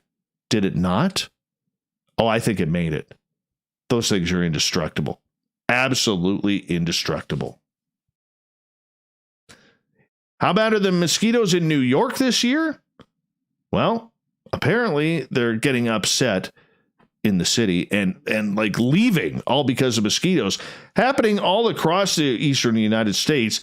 8-year-old B in Hampton, Connecticut, who counted the 29 mosquito bites she got the other night. "I was playing catch with my dad, and I couldn't focus because I was being bitten by these mosquitoes." Yes, mosquito control business in Brooklyn is going off the hooks. Mark Mikolovich says he has perfected his technique while mosquito-proofing resorts in Thailand and Indonesia. When he returned this past December, he wasn't planning on doing any mosquito work full-time, but says it's been 7 days a week since June. He goes, "I mean, my thermometer is, mosquitoes don't bother me, but just within the last couple of weeks, they've been destroying me." But according to the city's Department of Health, the mosquitoes were actually worse last summer. While mosquito spraying was delayed by COVID-19 this spring, traps set by the city caught an average of 65 mosquitoes per day. That's compared to 87 last year. That's it? How useless are these traps? Anyways, especially with the pandemic, because we're going to blame COVID-19 for the mosquitoes now, right? Especially with the pandemic, it's so hard to say whether mosquitoes have changed or whether it's people's behavior that's changed, says Nipun Barsur, who studies mosquitoes at Vosal Lab at Rockefeller University. "I'm certainly spending more time outside. Maybe other people are doing the same. Maybe that's why they encounter more mosquitoes." Barsur is a neurogeneticist, which means he studies the genetics underlying mosquito behavior. He's dedicated to studying why mosquitoes are so good at finding and biting humans. If a mosquito smells CO2, she gets up and flies, Barsur explained. "She really likes the smell of humans. She is using the heat of our skin and potentially the humidity of land on our skin. She can then pierce with her stylet and then can start pumping blood. Oh, I hate them. Remember, it's only the female ones that bite, not the male. Mosquitoes are exceptionally good at transmitting diseases, which is why in New York City, mosquitoes have been noted carrying West Nile virus, have already been detected in every borough this summer. Oh, isn't that pleasant? Isn't that pleasant? Yeah. It's weird, but they are, in a sense, my babies, says Barsour. This is actually a specific genetic strain where I knocked into a protein of its genome. Isn't that great? This guy spends his life with mosquitoes. Not me, man. Those things love me. I will never forget last year, about to take my dogs outside, and there was a swarm of about 100 of them in front of my window of my door. And they were holding picket signs saying, "Come on out. Bring us that sweet nectar." And I went outside. It was like I was under control. They had possessed me. They brutalized my arms, my neck, my face, my legs. I couldn't get away. I couldn't swat them fast enough. Next thing I know, I'm passing out due to a lack of blood. I turned 50 shades of white, then blue, then green, then white, then blue. Yeah, you get the point. I survived. Have you ever received a parcel from a shopping platform that you didn't order, and nobody you know seems to have bought it for you? You might have been caught up in what they call a brushing scam. Yes, this happened to Captain Shirk just a couple of weeks ago. It has been the headlines after thousands of Americans received unsolicited packets of seeds in the mail, but it's not new. It's an illicit way for sellers to get reviews for their products, and it doesn't mean your account's been hacked. Example, let's say I set myself up with a seller on Amazon for my product, Kleinman candles, the writer says. Costs about $2. Then I set up a load of fake accounts and I random names and addresses, either from publicly available information or leaked database that's doing the rounds. Yeah. So all of a sudden, you start getting reviews. Glowing reviews at times. And apparently, according to the citizen's advice, if an item is addressed to you, there is no previous contact with the company, and it arrives to you out of the blue, you can keep it. Yes, but this doesn't make up for mistakes. All right? Doesn't make up for mistakes. So if you are John or Jane Smith, all right, and Lloyd Webber down the street gets a package that's delivered to you, all right, take it to old Lloyd. He probably needs his extra fungal cream or something. Just take it there. It's easier. The former Art Attack presenter, Neil Buchanan, has now denied that he is Banksy after a Twitter user claimed to have uncovered the secret of the street artist's identity. Speculation on social media about Banksy's real identity gained renewed traction over the weekend after Twitter user @Scousman_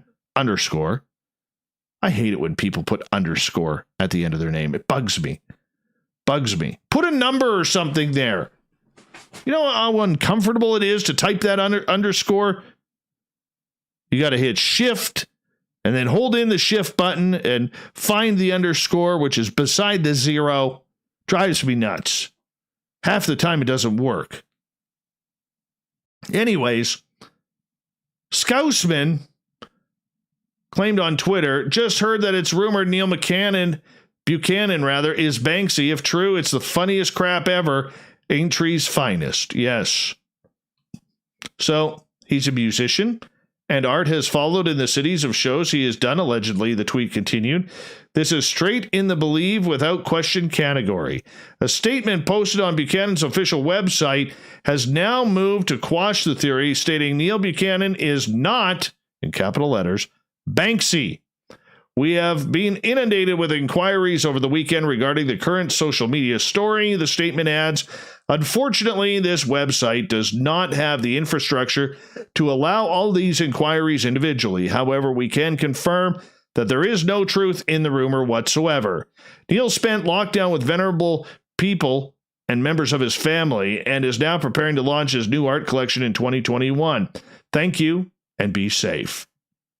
Now, Banksy's real identity has been a hot topic of debate over the years, with Goldie appearing to name Massive Attack Rob Del Naja as being the Bristol-based artist during a 2017 interview.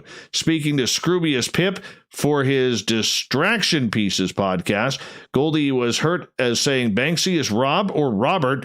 No disrespect to Robert. I think he's a brilliant artist. I think he has flipped the world of art over. Yeah, no. Have you ever seen Banksy's work? It is phenomenal. Phenomenal. You should check it on out. Love his work. It's very political, but it so tells the time. Go check it out. Banksy is spelt, by the way, Banksy. You can just Google it. It's everywhere. Finally, tonight, no matter how much you believe in something, it doesn't make up for actual sailing skills. You know, so apparently, this is what happened. Where did the story go? All right. A pair of unidentified flat Earth adventurers who hail from the region of Veneto in northern Italy started their journey by hopping into their car and heading south. Once they reached the port city of Termini Imerese in northern Sicily, they sold the car. With the money, they bought a boat. Oh, you know where this is going. Despite having practically zero sailing or navigation ability, the couple then took to the sea. But hey, they had faith in their cause of being flat earthers. It's got to count for something, right? Unfortunately, the harsh truth is that reality often doesn't give a hoot or a holler about what you believe in. Due to their inability to actually steer a boat, the couple ended up sailing towards the island of Ustica. Ustica is about 60 miles northwest of Termini Imerese. Yeah, and you know what? The couple went sailing in pretty much the opposite direction from where they wanted because they didn't believe that they would actually go around the world. They were going to find the edge. If we're going to be completely wrong in direction, it wasn't enough. The incompetent adventurers were barely able to make landfall on the island. Local media reports that the pair reached the harbor of Ustica, tired, thirsty, and risking shipwreck. Salvatore Zagici, a doctor at the Maritime Department of the Italian Health Ministry, was apparently pretty flabbergasted by the would-be sailors. The funny thing is they oriented themselves with a compass, an instrument that works on the basis of terrestrial magnetism, a principle that they, as flat earthers, should refuse. Oh, flat earthers. Flat earthers. In other words, they couldn't read a compass either.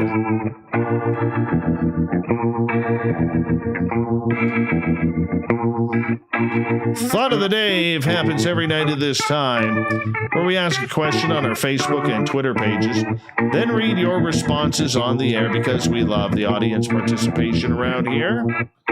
Today's Thought of the Day is as follows. What's your opinion of the U.S. government having alien craft? Don, we've had them since Operation Paperclip. Sir Ken, not true. Sparkles, I believe that the U.S. has alien craft. Actually, I have no doubt in my mind. James, I think they do. However, alien craft beer would be better. Oh, yes, James. Oh, yes. Davey, Trump dislikes anything from outside the U.S. How do you think he would react to technology from another planet or dimension? Oh, that's a strong point. Strong point. Nice clown, Marty. Yes, it's another Dave Scott rant about something no one else cares anything about. It's what I do right. Just rant about things that nobody cares about. Lovely. Debbie, they do and have for a while, especially at Wright-Patterson. Trump dislikes terrorists and dumb people, but that is how they are building the aircraft we have today. American Airlines knows. That's a big stretch. Jeremy, I'd be happy with them at least acknowledging it. Lou, If they have them, and I'm sure they do, they only have them because they are allowed to have them. But it's like parking an F-15 in a gorilla habitat at the zoo. I don't know what that means about that. Daryl, it upsets me. Not the fact that they have them, but the fact that they've had them for over 70 years and are still denying it, just like building number 7. Ooh. Barry, if I had to make a bet, it would be that we've had several crash retrieval events over the last 80 years or so.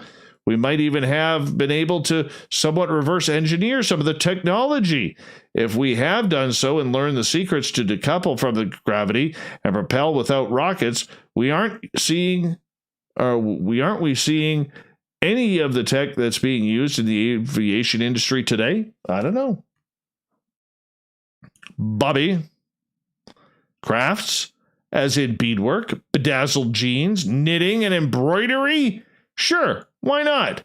Probably some at the flea market right now. Alex, to an extent most likely, but how far are we able to get in reverse engineering? And then what? What do we do with it? How do we use it? Where do we go now? Where do we go? Where do we go now? Damien, they have them, but they don't have the technology to control them at high speed. Of course not. Robert, there's been persistent rumors for decades. If proven to be true, I would only raise one eyebrow. Which eyebrow would you raise, Robert? Which eyebrow would you raise? Thank you to everybody participating in the Thought of the Dave on Twitter and Facebook. We'll do it all again tomorrow. And, of course, to Captain Shirk for the SOR Newswire. And to Philip Kinsella for coming on the show tonight. We got Mr. Ron Bumblefoot Thaw rocking in the background with Little Brother Is Watching. Bumblefoot is the official music of Spaced Out Radio, rocking us in and out of every single show. Get your horns up for the guitar god himself. Special thanks to everybody listening in at home, at work, in your cars, wherever you may be. Thank you to everybody participating in our chat rooms. YouTube, Facebook, Spreaker, and on Twitter at hashtag Spaced Out Radio. Remember, this show is copyright by Spaced Out Radio and SOR Media Ventures Limited. Thank you so much for choosing to share your evening with us, because together, my friends, make a mistake, we're watching. We own the night. Mr. Bumblefoot, we need a favor. We need you to take us home.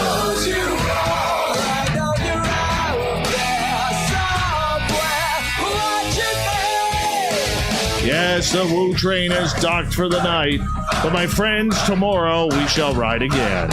Your seats are always available. Your tickets never expire. And if you want to bring a friend, we got room for them too. Good night.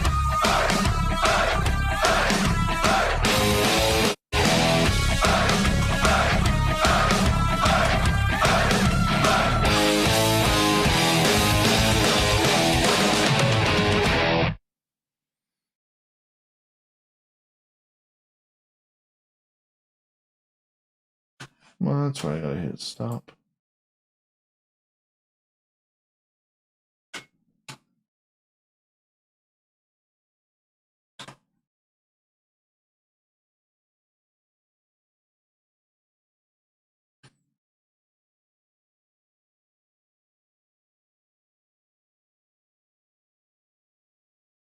Of course.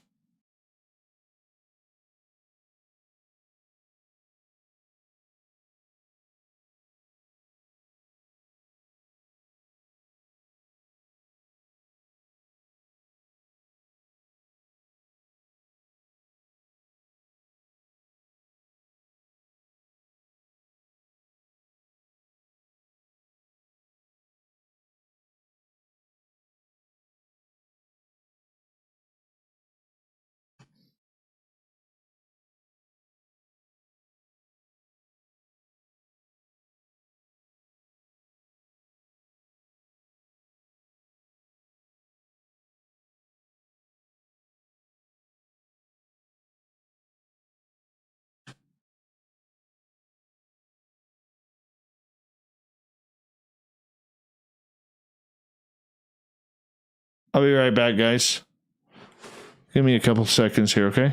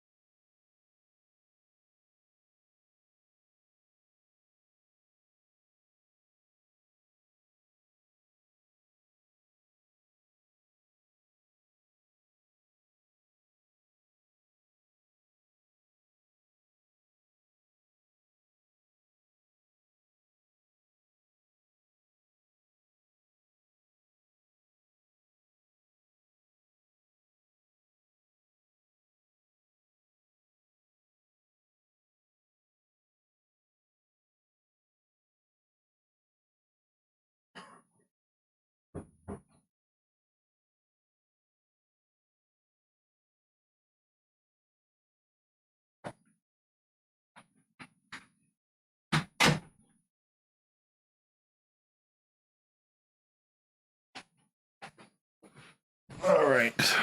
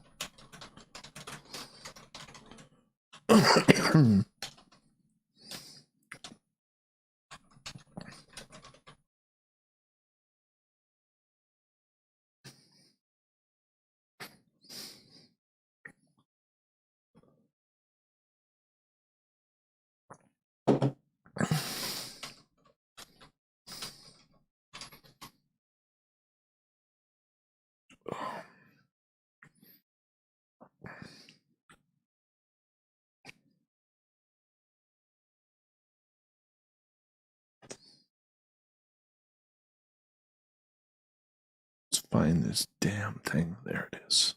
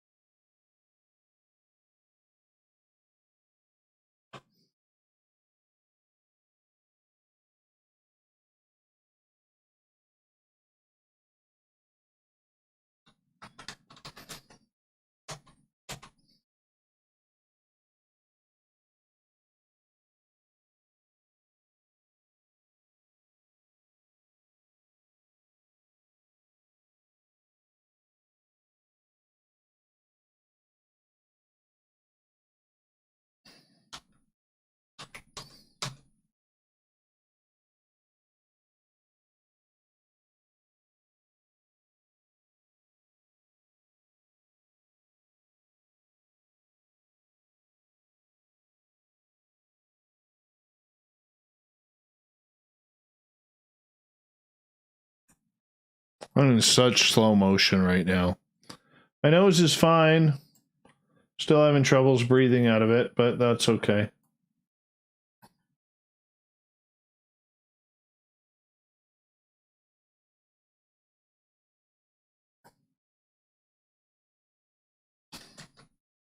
Doesn't hurt anymore, which is nice.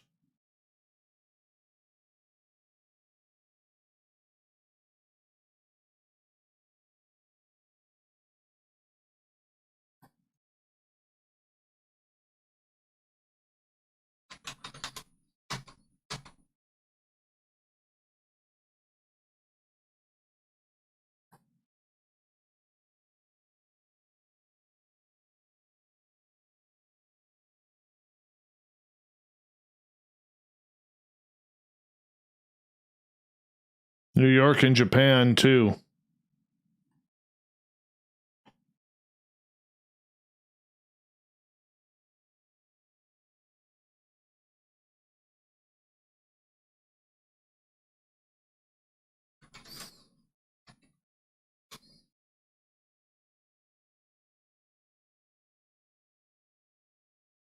Don't forget, next week I am taking off because we are going to be redoing the studio.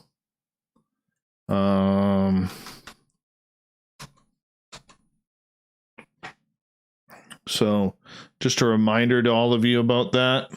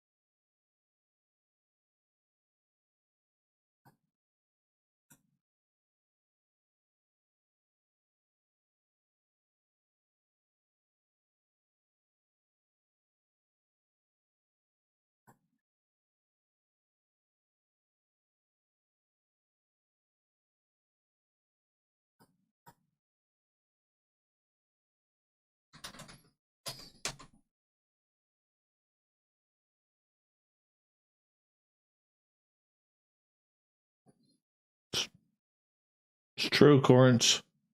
It's very true.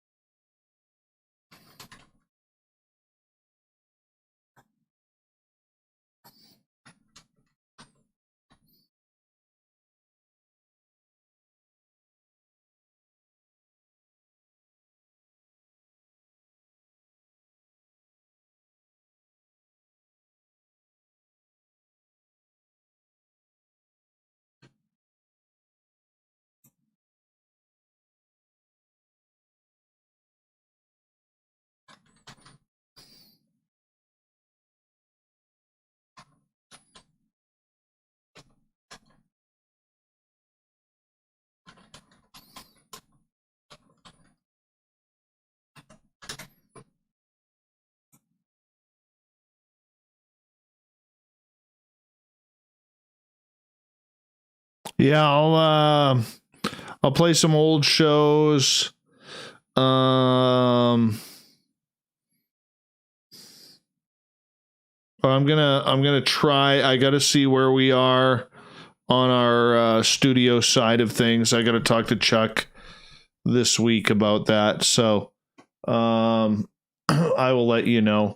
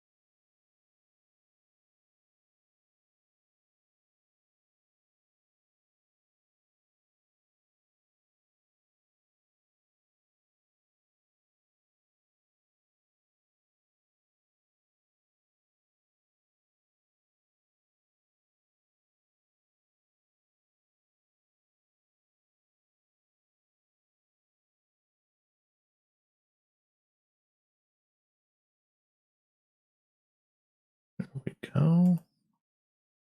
One done.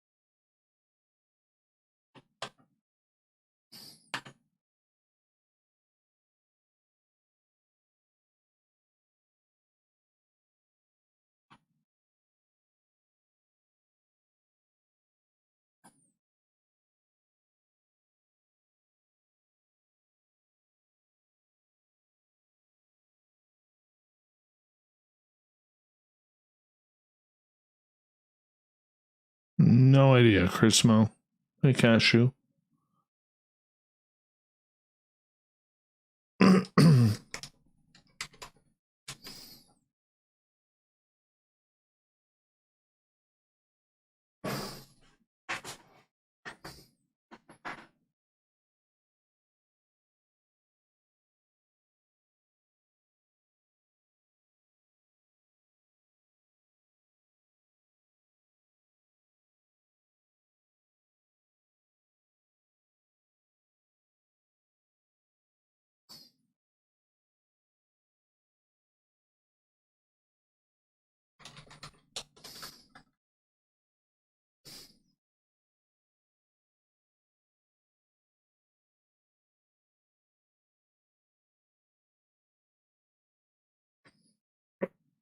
Hey, Bushy, how are you?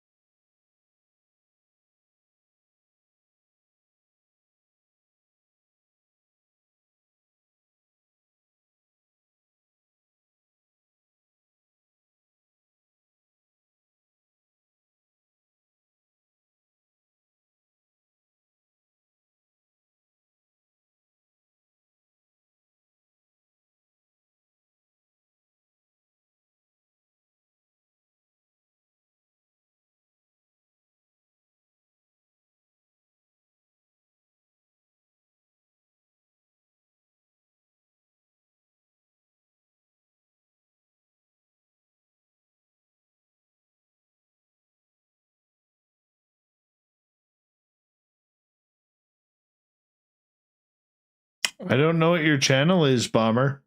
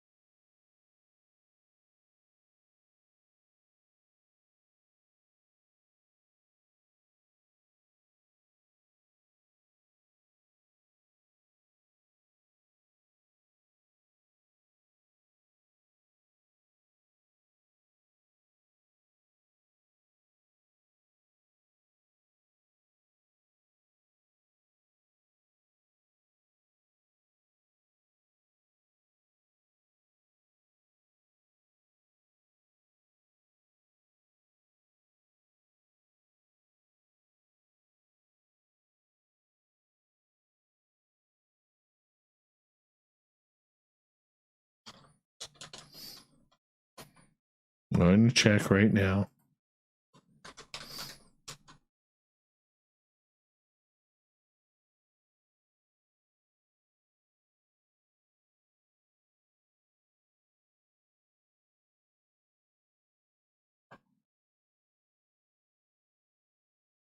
I wish YouTube had an easier way of finding people.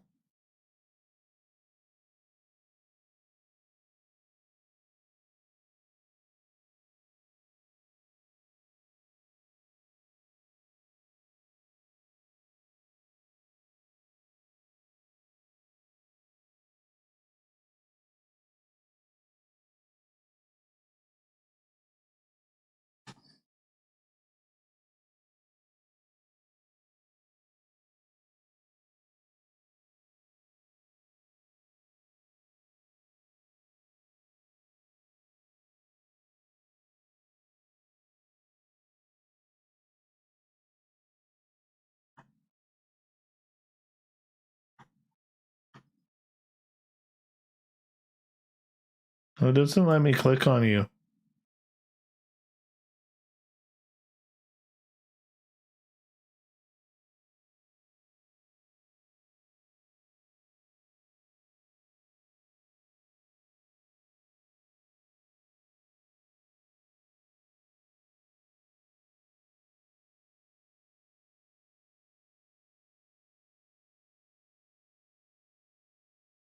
See if I can find you this way.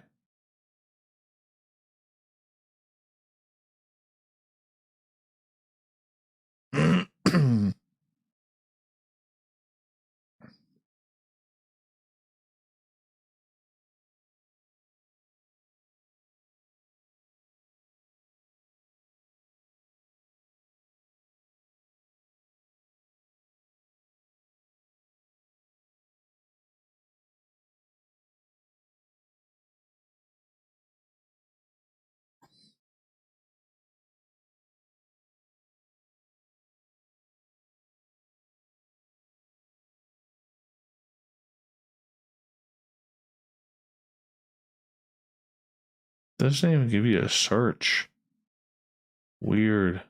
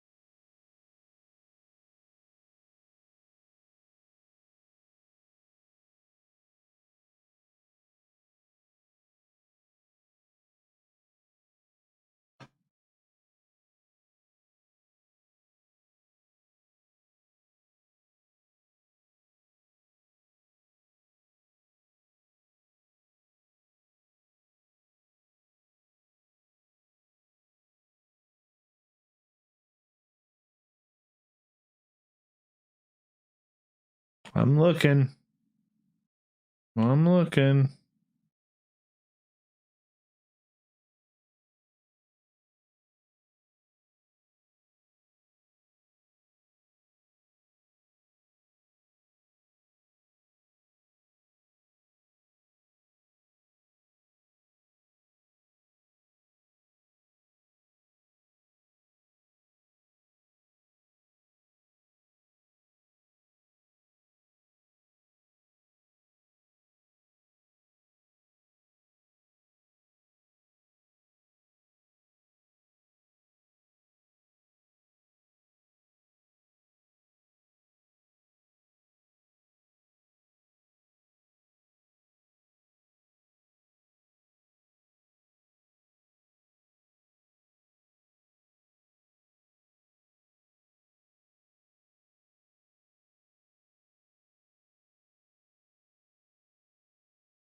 Mm-hmm, mm-hmm.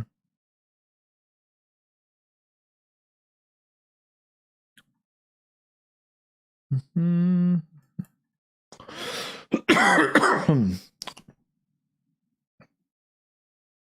Mm-hmm, mm-hmm.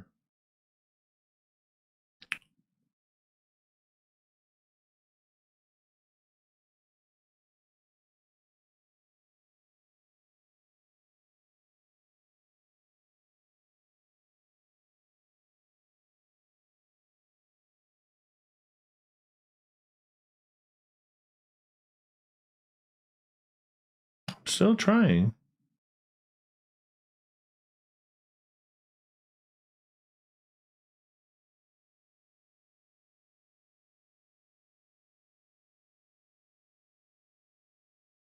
Let's check the help section.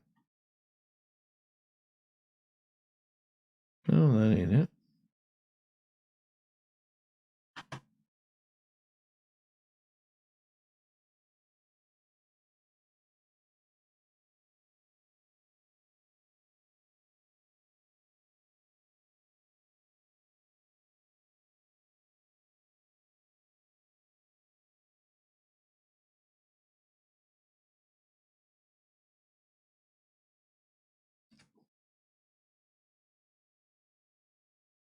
I don't think it'll add. Either Corrence or myself have to add it. Audience.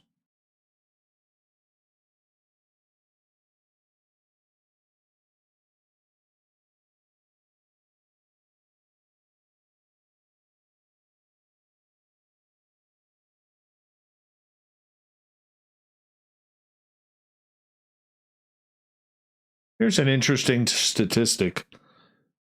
In the last 28 days, 39.4% of our people watching us have not subscribed. That's interesting.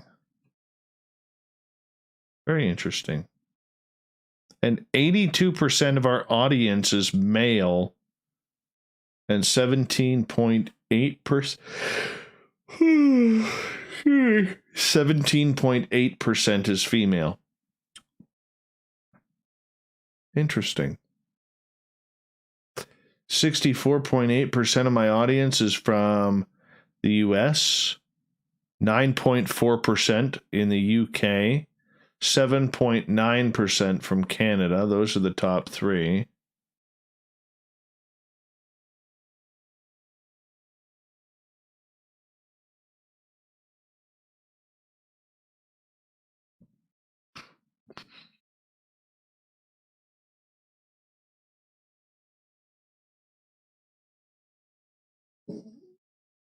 So interesting. My stomach is growling.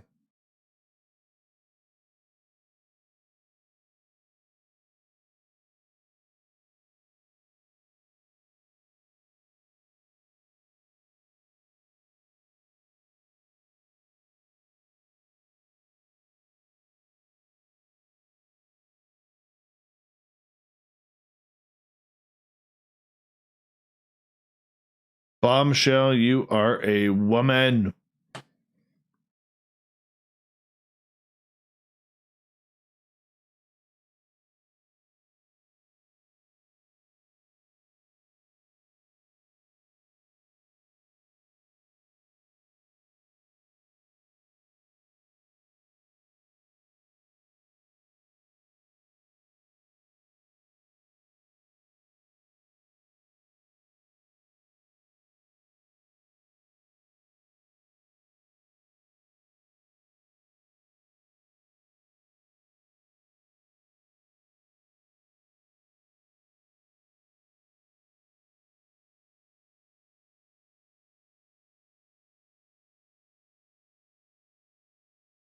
It is kind of cool to see these statistics.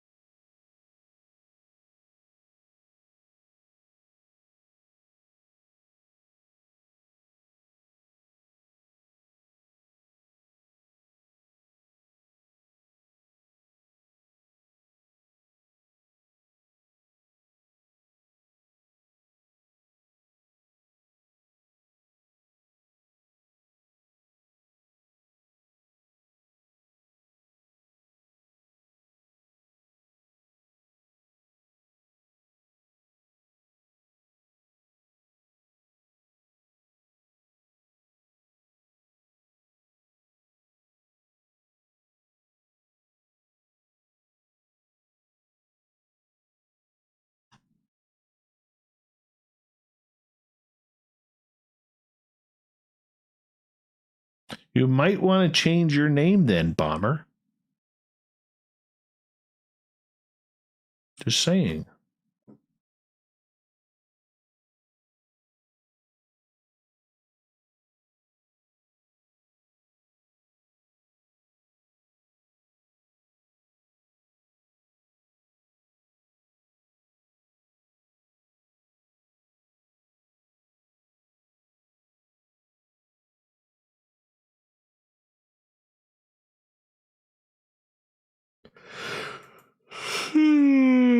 Excuse me. Well, people, it's time for me to go to bed. My day starts tomorrow, and I know I'm going to have a shitbag day in the morning, so I'm going to say goodnight to all of you, and tomorrow night on the show, John and Emily Goodwin join us before the big one Wednesday night, where Science Bob and I entertain the owner of Skinwalker Ranch, Brandon Fugel. So we'll talk to you guys all tomorrow. And don't forget to hit that subscribe button if you haven't already. We'd greatly appreciate that because it's kind of cool when you do. And much love. All right, guys.